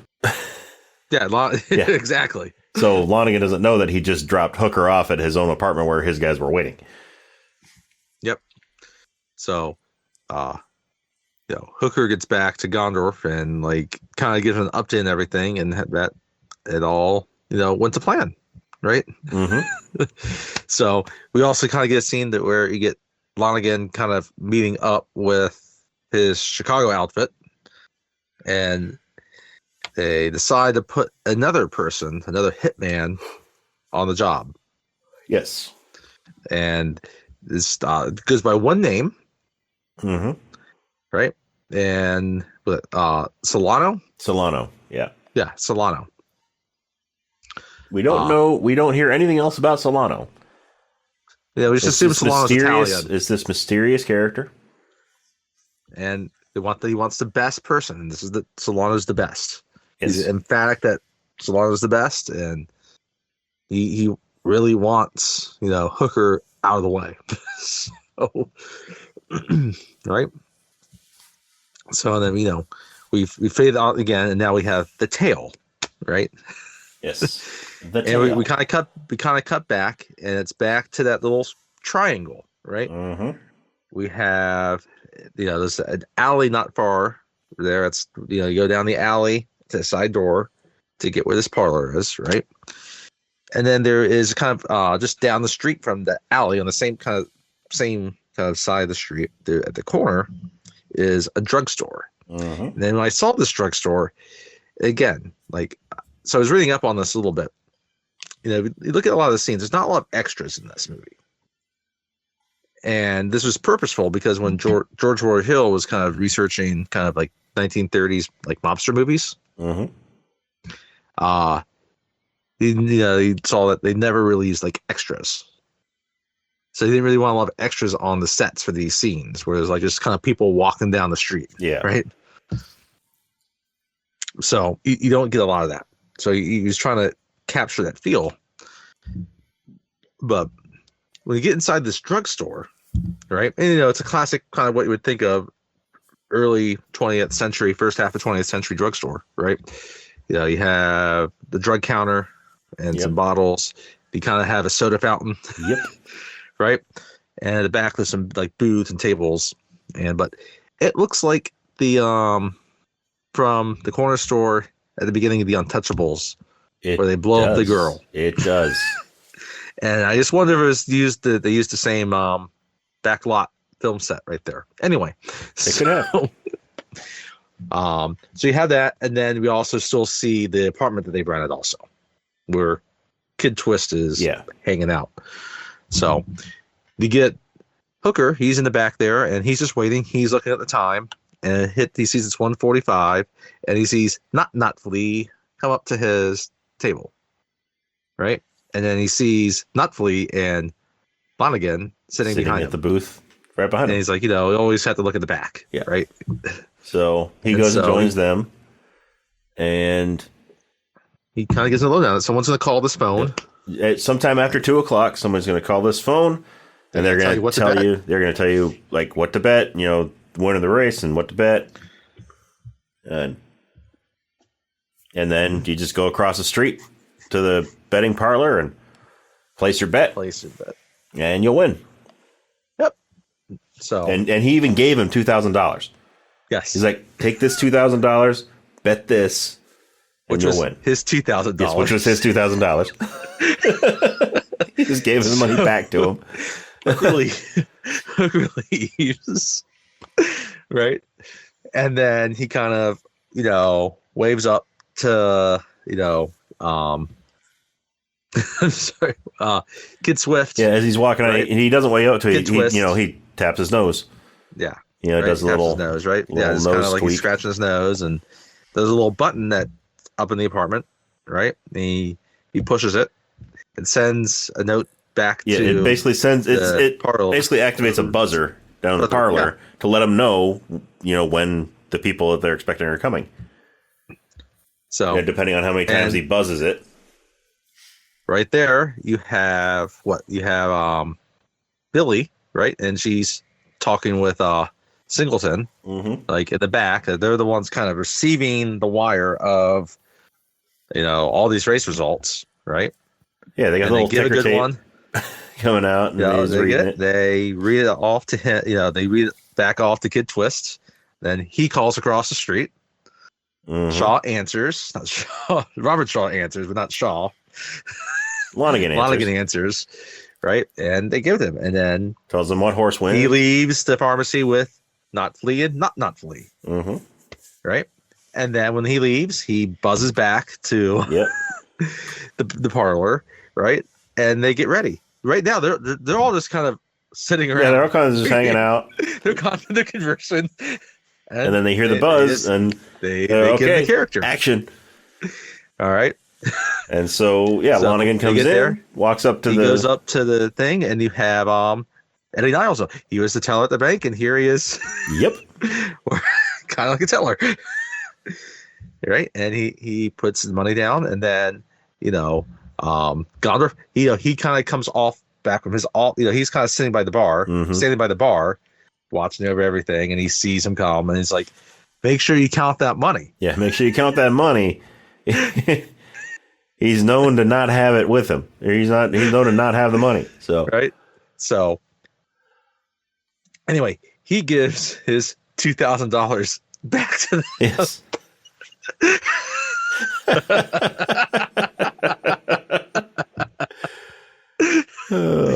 right. And then And they start listening to the thing, and like the horse he bet on was like a long shot, yeah. right? And And so so they've got he's sitting down there, and he they've sits got down next to Singleton sitting in the back room with a microphone. And Yes, he's reading off everything about the race, right? So he sounds like he's the announcer for the race. and so he's kind of sitting down there, and then Kid Twist sits down. Not Kid Twist. Eerie Kid sits down next to him, right? And they kind of talk about thing, and Eerie Kid's like, "Oh, I wouldn't bet on that horse." Yeah. Right. And he leaves, and then this other gentleman that comes up, he sits down, and we saw this guy earlier putting on like a fake, mustache and goatee. We saw him even earlier when, he's Kid Twist is interviewing all these people. He's like, "Oh yes, no, like, I've played this a long time ago. I'm eager to do this type of thing." And it's like, he's talking about his favorite character is an Englishman. Yeah. And he's like, okay, yeah. He doesn't have a monocle, though. No, he doesn't. No monocle. And I love it. It's like, okay, well, we have some tweed suits over there. Go grab yourself one. And he holds up his briefcase it's like, I have my own. Right? He's even got his umbrella in it. Anyway. Yep. So he's like, oh no, I've never heard of that horse, right? So, Lonigan's getting kind of scared about this, that, is the horse isn't going to win. Yeah, but then the horse wins by a nose. Yep. And he wins his own money back. Yep. So then you get, Hooker's there. He's in his tux. He's looking around, he's trying to play the room and all these things going on, right? And he gets his money back, and basically, Gondorf orders, Lonigan and not flee to leave, right? And to have Hooker throw him out, right? And yeah. They kind of leave on their own accord, right? Well, he doesn't have Hooker thrown out. He tells Hooker to throw them out. Yes, no, he said yes. Yeah. Yes, he's gonna have Hooker throw them out, right? Yeah. And they leave on their own accord, and I always think when they leave, not flee gives Hooker a look. Yeah. He doesn't trust him. Yeah. But that's the thing is before they leave in the car, the night before, Lonigan tells not flee, he's like, you better not get any ideas from this guy. Yeah. Anyway. Not doesn't speak a lot in this movie. He does not. He does not. He has a presence in this movie, but yeah. So, we kind of, the next day, and they send for, Hooker again, and they go up to this, I guess the apartment that Lonigan has in Chicago, right? Mm-hmm. And so he gets up there, and he's asking them, how they do it, and he realizes that they're doing kind of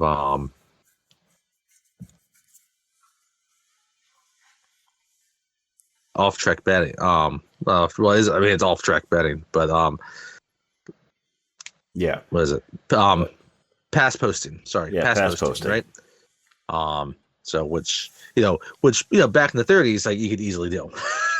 Yeah, because it all has to do with Western Union, and as long as they can, he's got a guy at Western Union who can get them the information before it actually goes out to the public.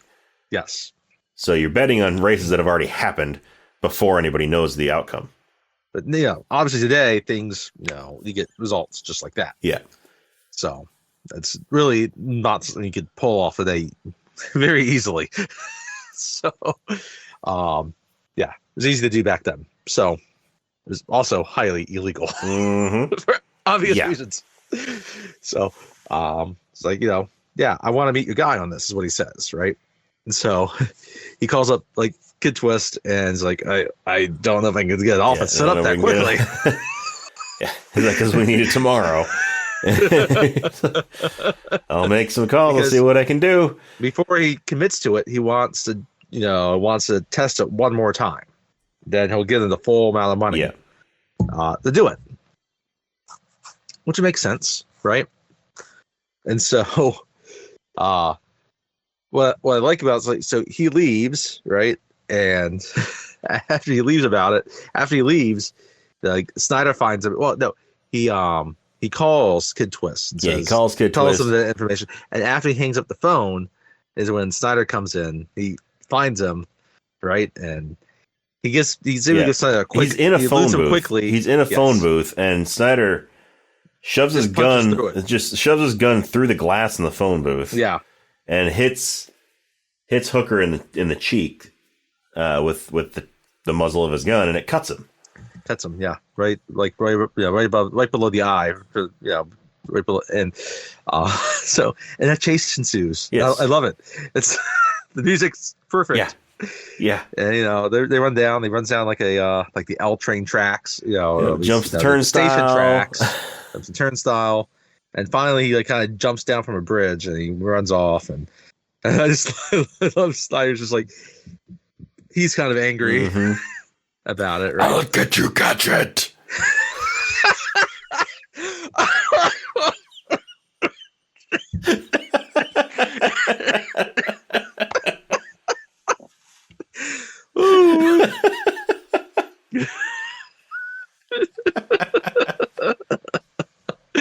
It is kind of like that. So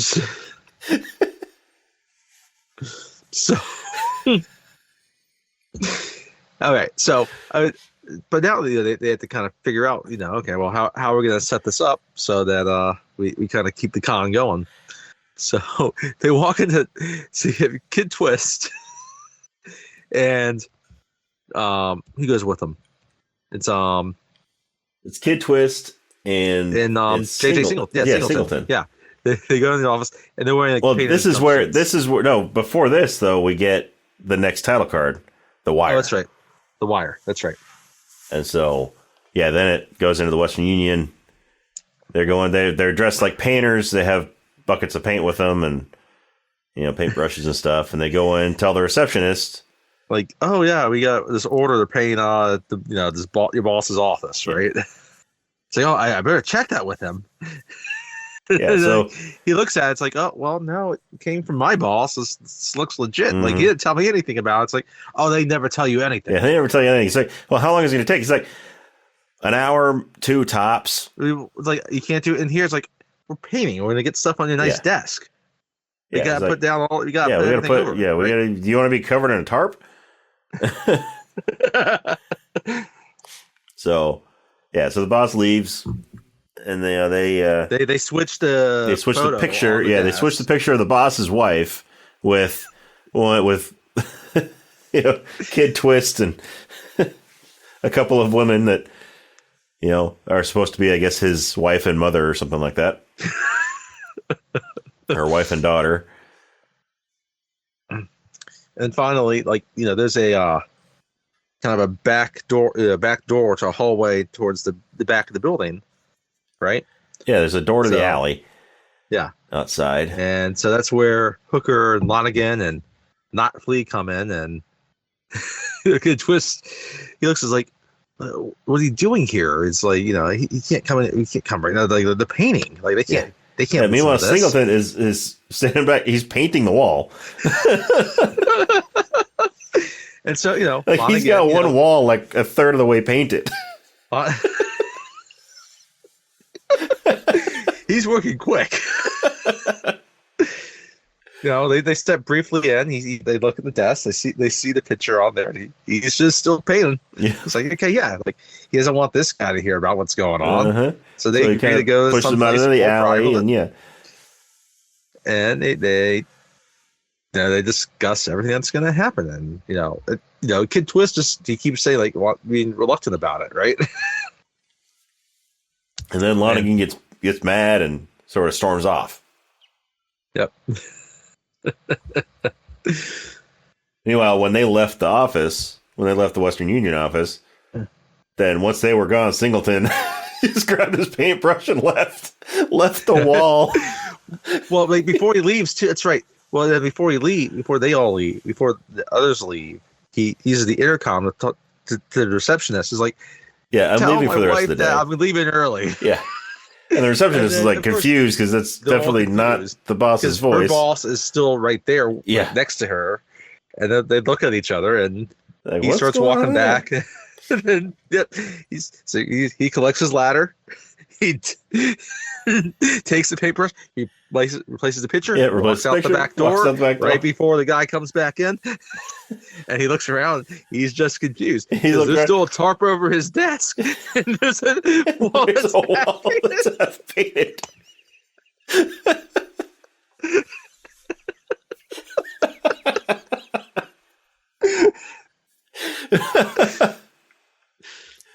And that's it. It's a green wall too. It's a green wall. Half brown, half green.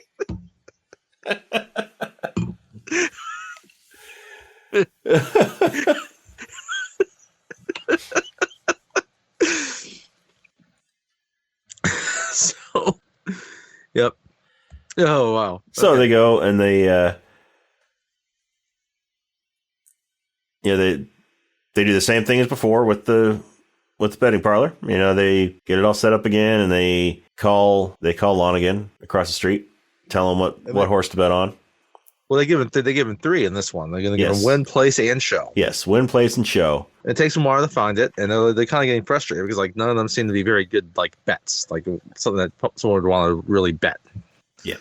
Right. And they finally find one, and they call it up, and he gets down there, and and he's seen some of the same people, and it's bustling, and then there's a few people in line.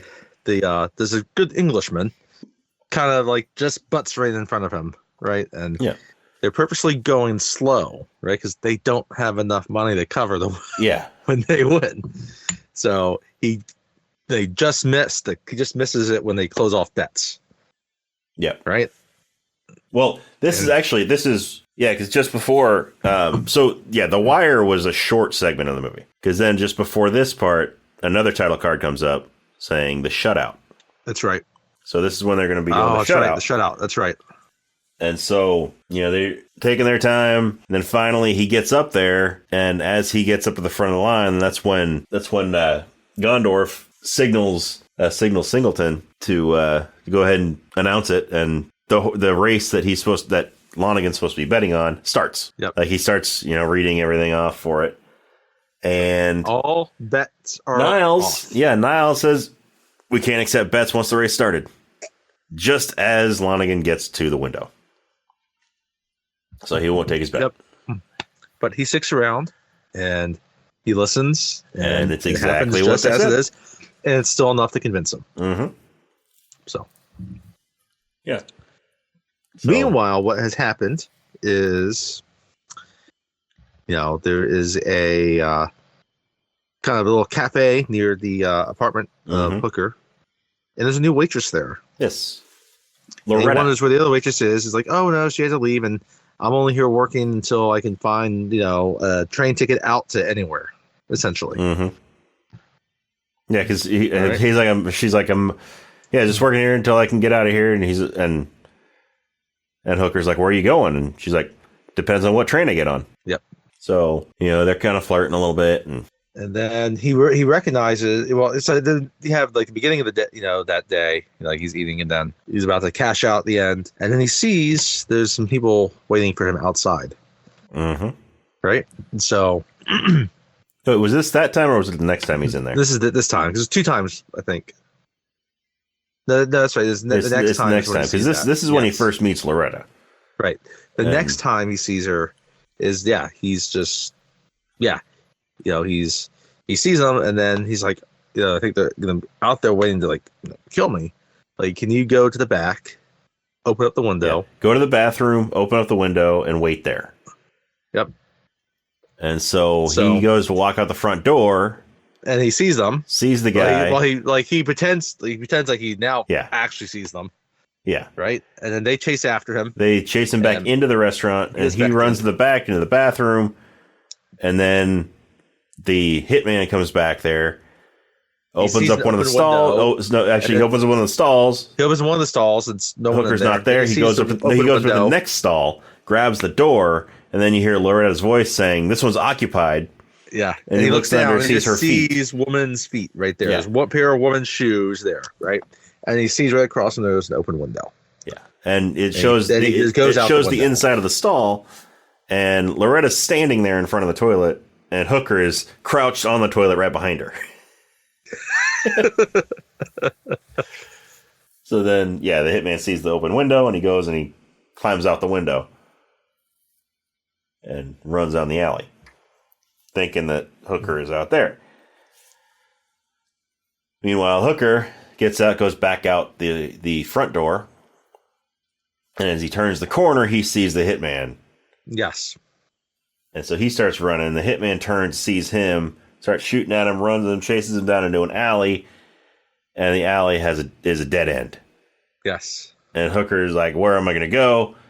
And then the hitman comes around the corner, and Hooker is nowhere to be seen. But there is a manhole on the ground. He went down the manhole. And he went down there. Yep. But while the hitman is sitting there looking around for him, he turns and he sees somebody. He's like, Serrano. And then he gets shot by a silenced pistol. Yes. And we should say we've kind of left this other part out, is that there are other times we have seen a pair of black gloved hands. Yes. Kind of, obviously we don't see anything but the black gloves on the hands. Mm-hmm. But the person that has those hands, are definitely staring at Hooker. Yeah. So we're kind of thinking that that's Solano at this point. Yeah. So that's another piece of information to have there. So meanwhile, the other thing that's been going on is with Snyder, right? So eventually we see like the FBI come up to him, like, another restaurant, right? They introduce themselves to the FBI. It's like, oh, you want to come with us? We're working on this case, right? Mm-hmm. And he goes with them, and they talk about Hooker and Gondorf, right? And this opportunity to capture Hooker through like Gondorf, right? Capture Gondorf through Hooker. Yes, that's right. And they basically are wanting to make a deal with Hooker to deliver them Gondorf. Right. And then there's a scene that's a little bit later. Hooker will be, free to go for, he won't be pursued for any of his crimes. There's a scene later that's later was kind of the second scene with the FBI guys, where they basically just tell him, like, well, if you don't cooperate with us, we're going to pick up Luther's wife. Yeah. Because we know that she does cons also. Yeah. And it was Singleton that took, no, not Singleton. It was Snyder that took Hooker to the FBI. Yes, that's right. Snyder. And then because the FBI basically, they took Snyder aside and they told him, you're going to help us. You're not going to go after Hooker. You're going to help us, and there will be some money in it for you. And if you don't want to help us, we can make you help us. Like, I don't think Snyder fully understands that they're just going to let Hooker walk when, on that second meeting. But he wants the money. So that's really what he cares more about. So. Yep. Anyhow, so all of that is set up to, the night before the sting. Yeah. Right? So, and their whole thing is, Hooker keeps on saying, let everything play out how it's going to do it. Don't take Gondorf till it's all done, till after the sting. Yes. No, it needs to happen at the end. Yeah. Like, we need the actual, like, full con to happen. Yeah, we need the sting to happen. Then you can take Gondorf. And so Agent Polk agrees. He agrees to it. And we get to that night, and we have Billy and Gondorf in bed, and they're just kind of talking about things. And then we have Hooker, he's kind of despondent. And then he walks up to the waitress, her name is Loretta, right, to her apartment, knocks on the door, and they're talking. And then her little elderly neighbor's nosy. Yep. And she's like, don't bother. I'm going to fuck this guy, whether you like it or not. Well, she didn't just say that. She said it with her eyes, but she didn't actually say it with her mouth, with her words. Right. Like, yes, I know premarital sex is bad, but hey, I have worse sins than that. So Hooker and Loretta go to Pound Town. We only...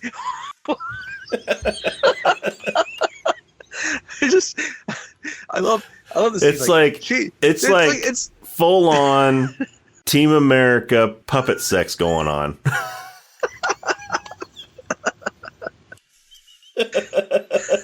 Again, the movie's PG, but it's the 1970s. There's no PG-13, so it's just like that. No, it doesn't show anything. It's actually kind of the reverse of what you think. She falls asleep, and he's just up in bed thinking after. He's just laying in bed thinking about it. It doesn't actually show them go through with it. It just shows them naked in bed with the covers pulled up. Yeah, I mean, you definitely see her bare shoulders, and, Robert Redford, you see a little bit more. Meanwhile, the guy in the gloves is watching. Yes, the guy in the gloves is watching from the apartment across the street. Pervert. You can see, you can clearly see them through their window. Yes. And then he sees them from his window. And that's when he decides to go to the Yes. But also at the same time that Hooker can't sleep because he's thinking about all the stuff that's going on, Gondorf can't sleep either. Yeah. So Gondorf sits up in bed. He's smoking a cigarette in bed. Probably not the best place to smoke a cigarette. He just gave him Pound Town too.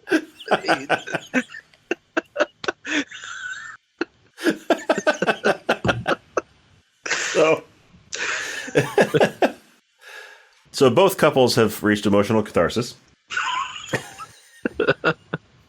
And it's the next day. And Hooker wakes up and the bed is empty. Loretta's not there. It's the reverse. She falls asleep. She leaves. Yes. He wakes up. He's looking around for her. Doesn't see her. He sees his wallet sitting on the bedside table. And he picks it up, opens up. His money's still in there. So he knows she didn't take his money. So he's relieved about that. So he leaves there and he's walking toward where he's supposed to be meeting up with. And we see from across the street the man in gloves getting together his gun, getting a silencer on, and he's ready to leave too. And Hooker comes out the alley. Then the man with the gloves is right behind him. Yeah, he's sort of in the distance, and Hooker sees Loretta coming out behind the building. Yeah, he sees Loretta coming out of a door and walking toward him, and he's kind of smiling, and going toward her. She kind of gets a smirk on her face, and all of a sudden, the man with the gloves pulls out his gun and shoots Loretta right between the eyes. It's a perfect shot. Like he's from all the way down at the other end of the alley.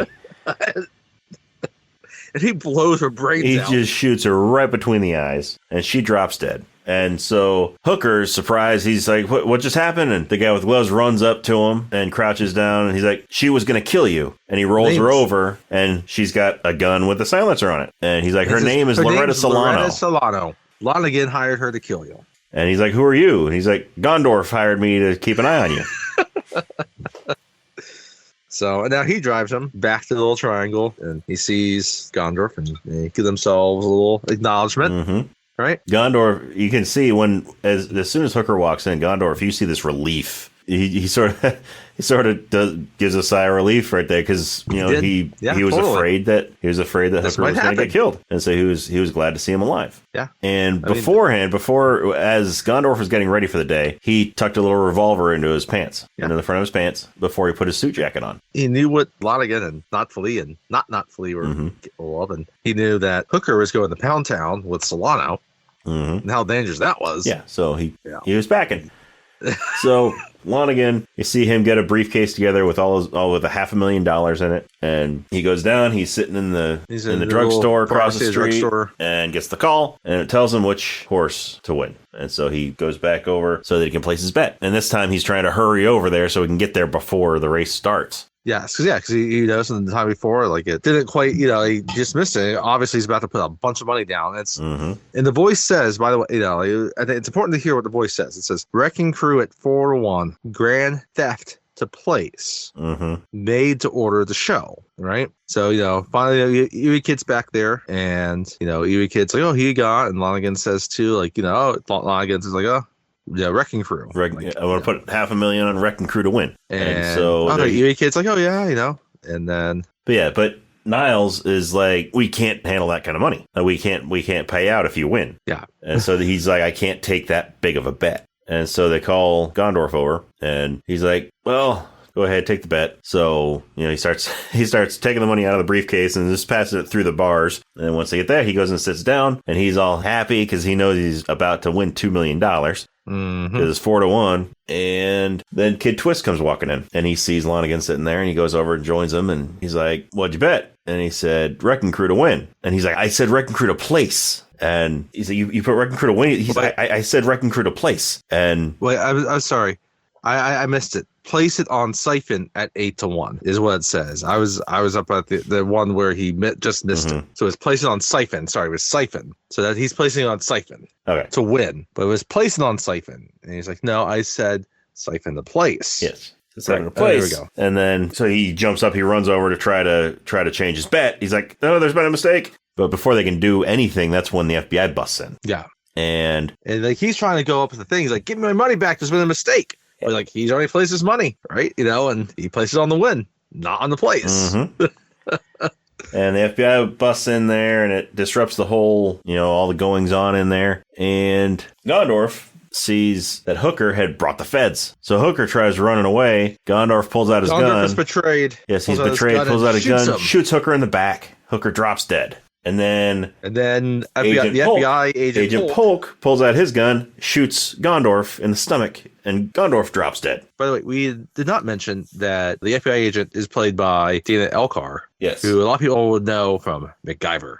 Yes. Obviously, MacGyver was after this, but anyway. Yes. So once Gondorf and Hooker are both laying dead on the floor, then the FBI, rushes everybody out. They take Lonigan out, and Lonigan's like, no, but my money's in there. My money's in there. He's like, "You got to come with us. We got to shut this place down." And yeah, you can't, you don't want to be seen around this. You don't want to see him around this. And it's not like, get you out of here. And Netflix like, "Yeah, we got to go."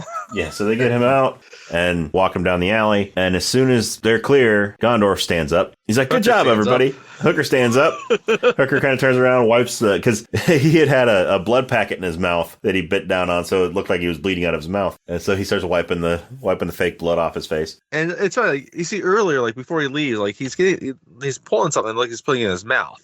Yeah. So it's kind of confusing at the time what he's doing, and once you see this, it makes sense. Yeah. So they're, happy that they just did it. Like they just completed their con. Yep. And so the FBI agent Polk is not actually the FBI agent. So FBI comes back in, and Polk starts talking to Gondorf, and Gondorf's like, "Hey, thanks for the help." And they were conning Snyder. Yep. They were conning Snyder. And so now Gondorf and Hooker can get out with all this money because everybody thinks they're dead. So they're not going to come after them. Yep. And at this time, he's not going to think about his money. He's like, "You know what? Now I'm not touching that. Don't want to be associated with this takedown. That would look bad on me in my respectability." Yep. So I got to keep my hands clean of this. Yep. And they're dead, so he can't kill them. And Snyder thinks Hooker's dead, so he's no longer going after. So he's no longer going after Hooker. So yeah, chances are they're going to have to leave Chicago. Yeah. You lost all your Chicago privileges, and once you're gone, you stay gone. Oh, you be gone. Ving Rhames is not in this movie. No, he's not. I would think it'd be awesome to have Ving Rhames in this movie, though. Yeah, it would. But no, so then they start walking out, and Gondorf stops Hooker. He's like, "Wait, aren't you going to wait around for your cut?" And he's like, no.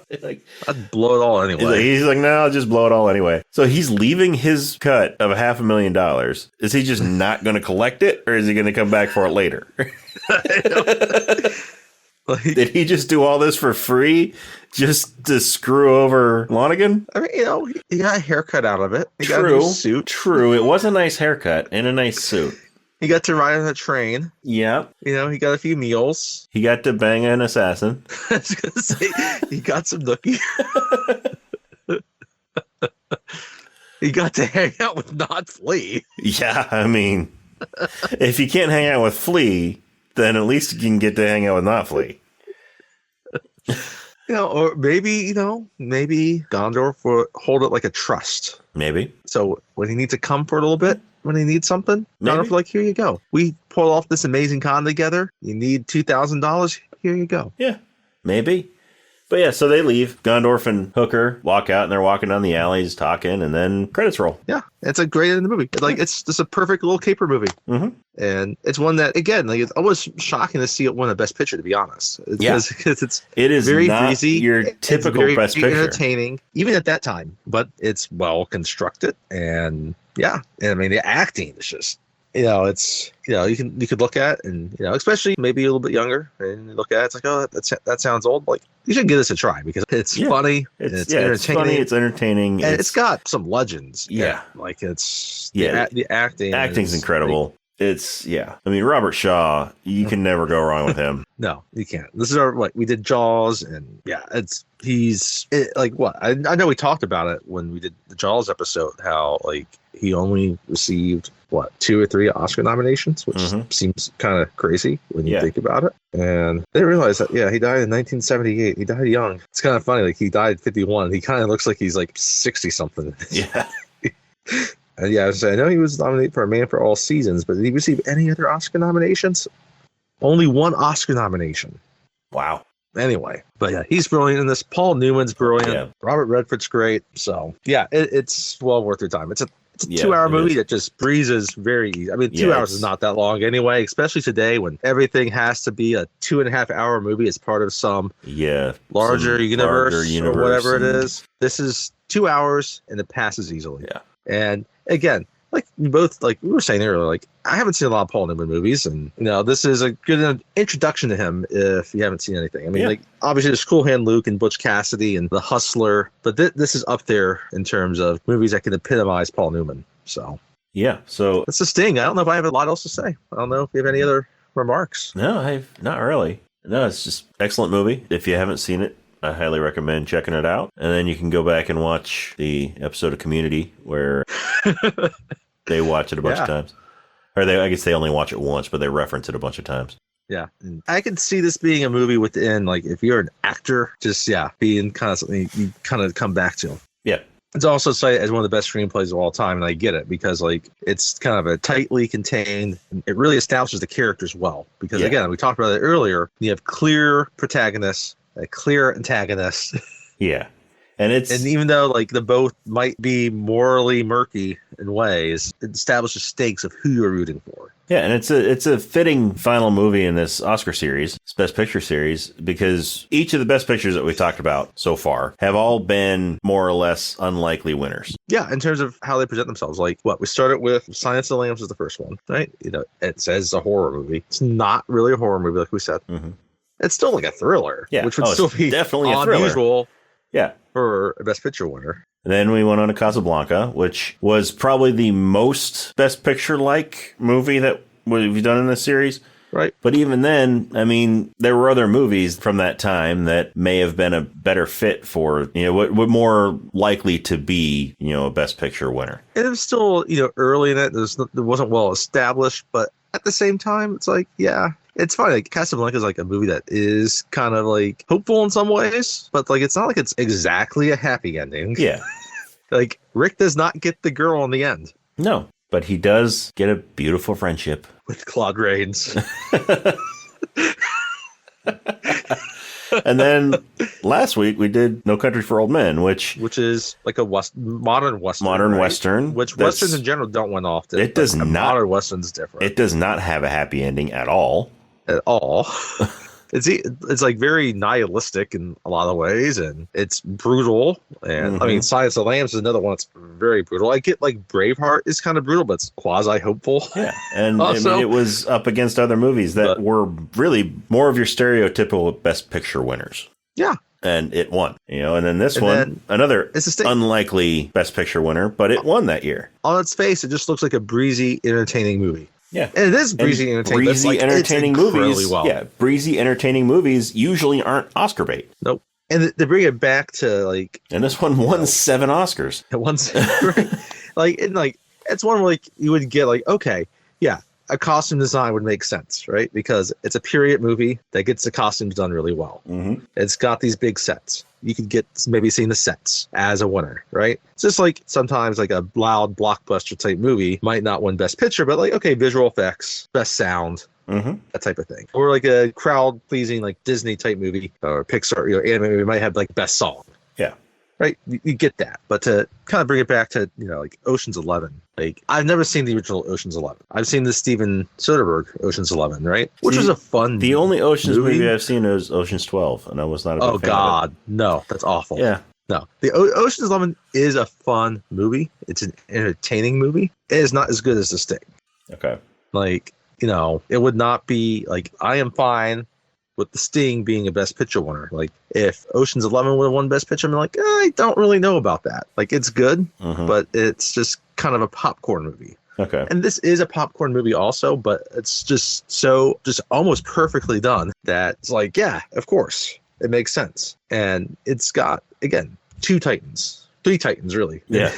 And that's not to say that the character actors in this movie are all impeccable actors also that played their roles perfectly. Not Flea was he was a perfect Flea lookalike, and not Flea was more than happy just to be that double negative. Yeah, and so it's check it out. It's streaming on Netflix right now, so if you have Netflix, it's easy to find. So maybe it's on TCM. I'm not certain about that, but yeah.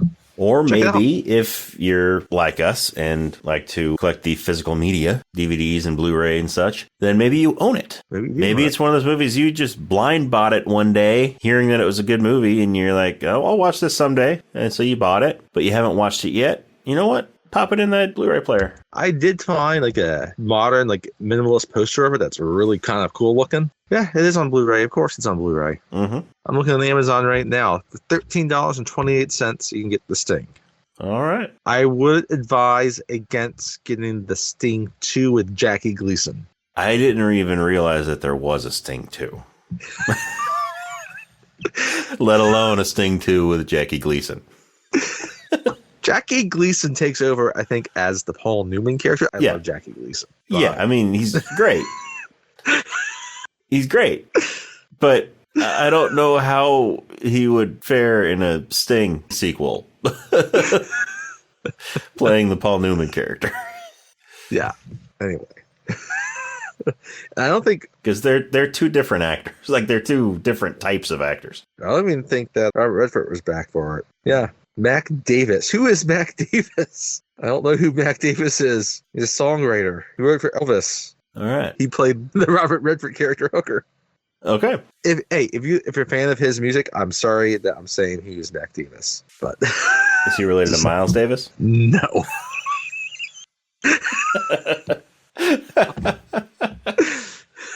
I like Miles Davis. Miles Davis is awesome. Yeah. And Mac Davis might also be awesome in terms of his music ability. I had no idea. So anyway, on that note, it is Grinch is one of the worst sequels of all time. Kind of up there with like Jaws 3D and Troll 2. Yeah. So. All right. So if you would like to follow us on social media, we are on Facebook and Instagram and Threads. It is Rob and Tony Cinematic Adventure. The and is spelled out. It's not an ampersand like it is in the name of the podcast. So it is A&D. We are also on X or Twitter. That is R&T Cinematic. And if you want to check out our reviews on some movies, some that we've done on the podcast, some we haven't done, some we will do, some we won't do, and check out our Letterboxd page. It is Cine Adventure or Cine Adventure, CINE Adventure. And you can also just shoot us an email. Let us know what you thought about The Sting. Were you hoping that it would star Sting and not Paul Newman? You just wanted every breath you take to be like the soundtrack of this movie. Yes. I mean, there's a lot of watching people in this movie. Yeah, Nobody named Roxanne, though. But anyway, if you want to send us an email, it's robandtonycinematicadventure@gmail.com. Once again, the and is spelled out, A-N-D. It's not an ampersand like it is in the name of the podcast. Yeah, let us know what you thought of The Sting. Do you think it was a worthy Best Picture winner? Do you hate The Sting? Do you just hate fun? Yeah. Let us know. And, are there other movies that you think that we should do on the podcast? Movies that you think we shouldn't do? Let us know. And if you enjoy listening, then go to all of our social media, go and hit the like and follow, and go to your favorite podcast app, wherever you're listening to us. Hit that subscribe button. Give us a good rating, good review. That's how we move up in the ratings, in the search, in the recommendations, all that stuff, so that we can reach more people and have more ears to listen to us ramble on and on about these movies that we love so much. That's right. But anyway, next week since the Oscars are just a few days away from when this episode airs, this is the end of this Oscar series. We will most likely be doing another Oscar series next year. I would look forward to that. In the lead up to the Oscars. It probably won't be Best Pictures, but it'll probably be some other, maybe like Best Actor, Best Actress. Something. Best Director, Best Screenplay. Something like that. Or Best Also, or not really Best Also, but significant Also rans. I don't know. We'll figure it out. I'm looking forward to it, though. Me too. And it's very possible we might cover a Best Picture or other, major sometime in between. But because we've already done some. We're going to change things up a little bit. We're going to go with another comedy, but not just any comedy. We're going to go with more of like a spoof, parody type comedy. It's not the one you're probably thinking. No, it's not. Which has a remake coming out soon. Mm-hmm. It's not that one. Nope. But we're going to be traveling to 1984, to one of the lesser appreciated movies of that year. 1984 was a great year for movies. It was. It was a great year for movies, especially comedies. There are some fantastic comedies. We had Police Academy, you had Ghostbusters, and you had this movie that we're going to be doing, which is overshadowed mostly by the rest of them, which is why we need to bring attention to it. We're going to be doing that Val Kilmer classic, Top Secret. And if you ever heard Top Secret, you should tune next week to find out about it. And we're not talking about the popcorn. Top Secret. Oh, gosh. But if you want to get some Pop Secret and pop it while you watch Top Secret, then so you know what free. we were talking about. If you've never heard of it, then, you have a week to do that. Yeah, but it is an incredibly funny movie, and I really look forward to talking about it. It's got one of my favorite actors, Omar Sharif. I mean, yeah. That name, Omar Sharif, is just... So... And think of him being in a spoof movie. So yeah. there you go. So, join us next time for Top Secret.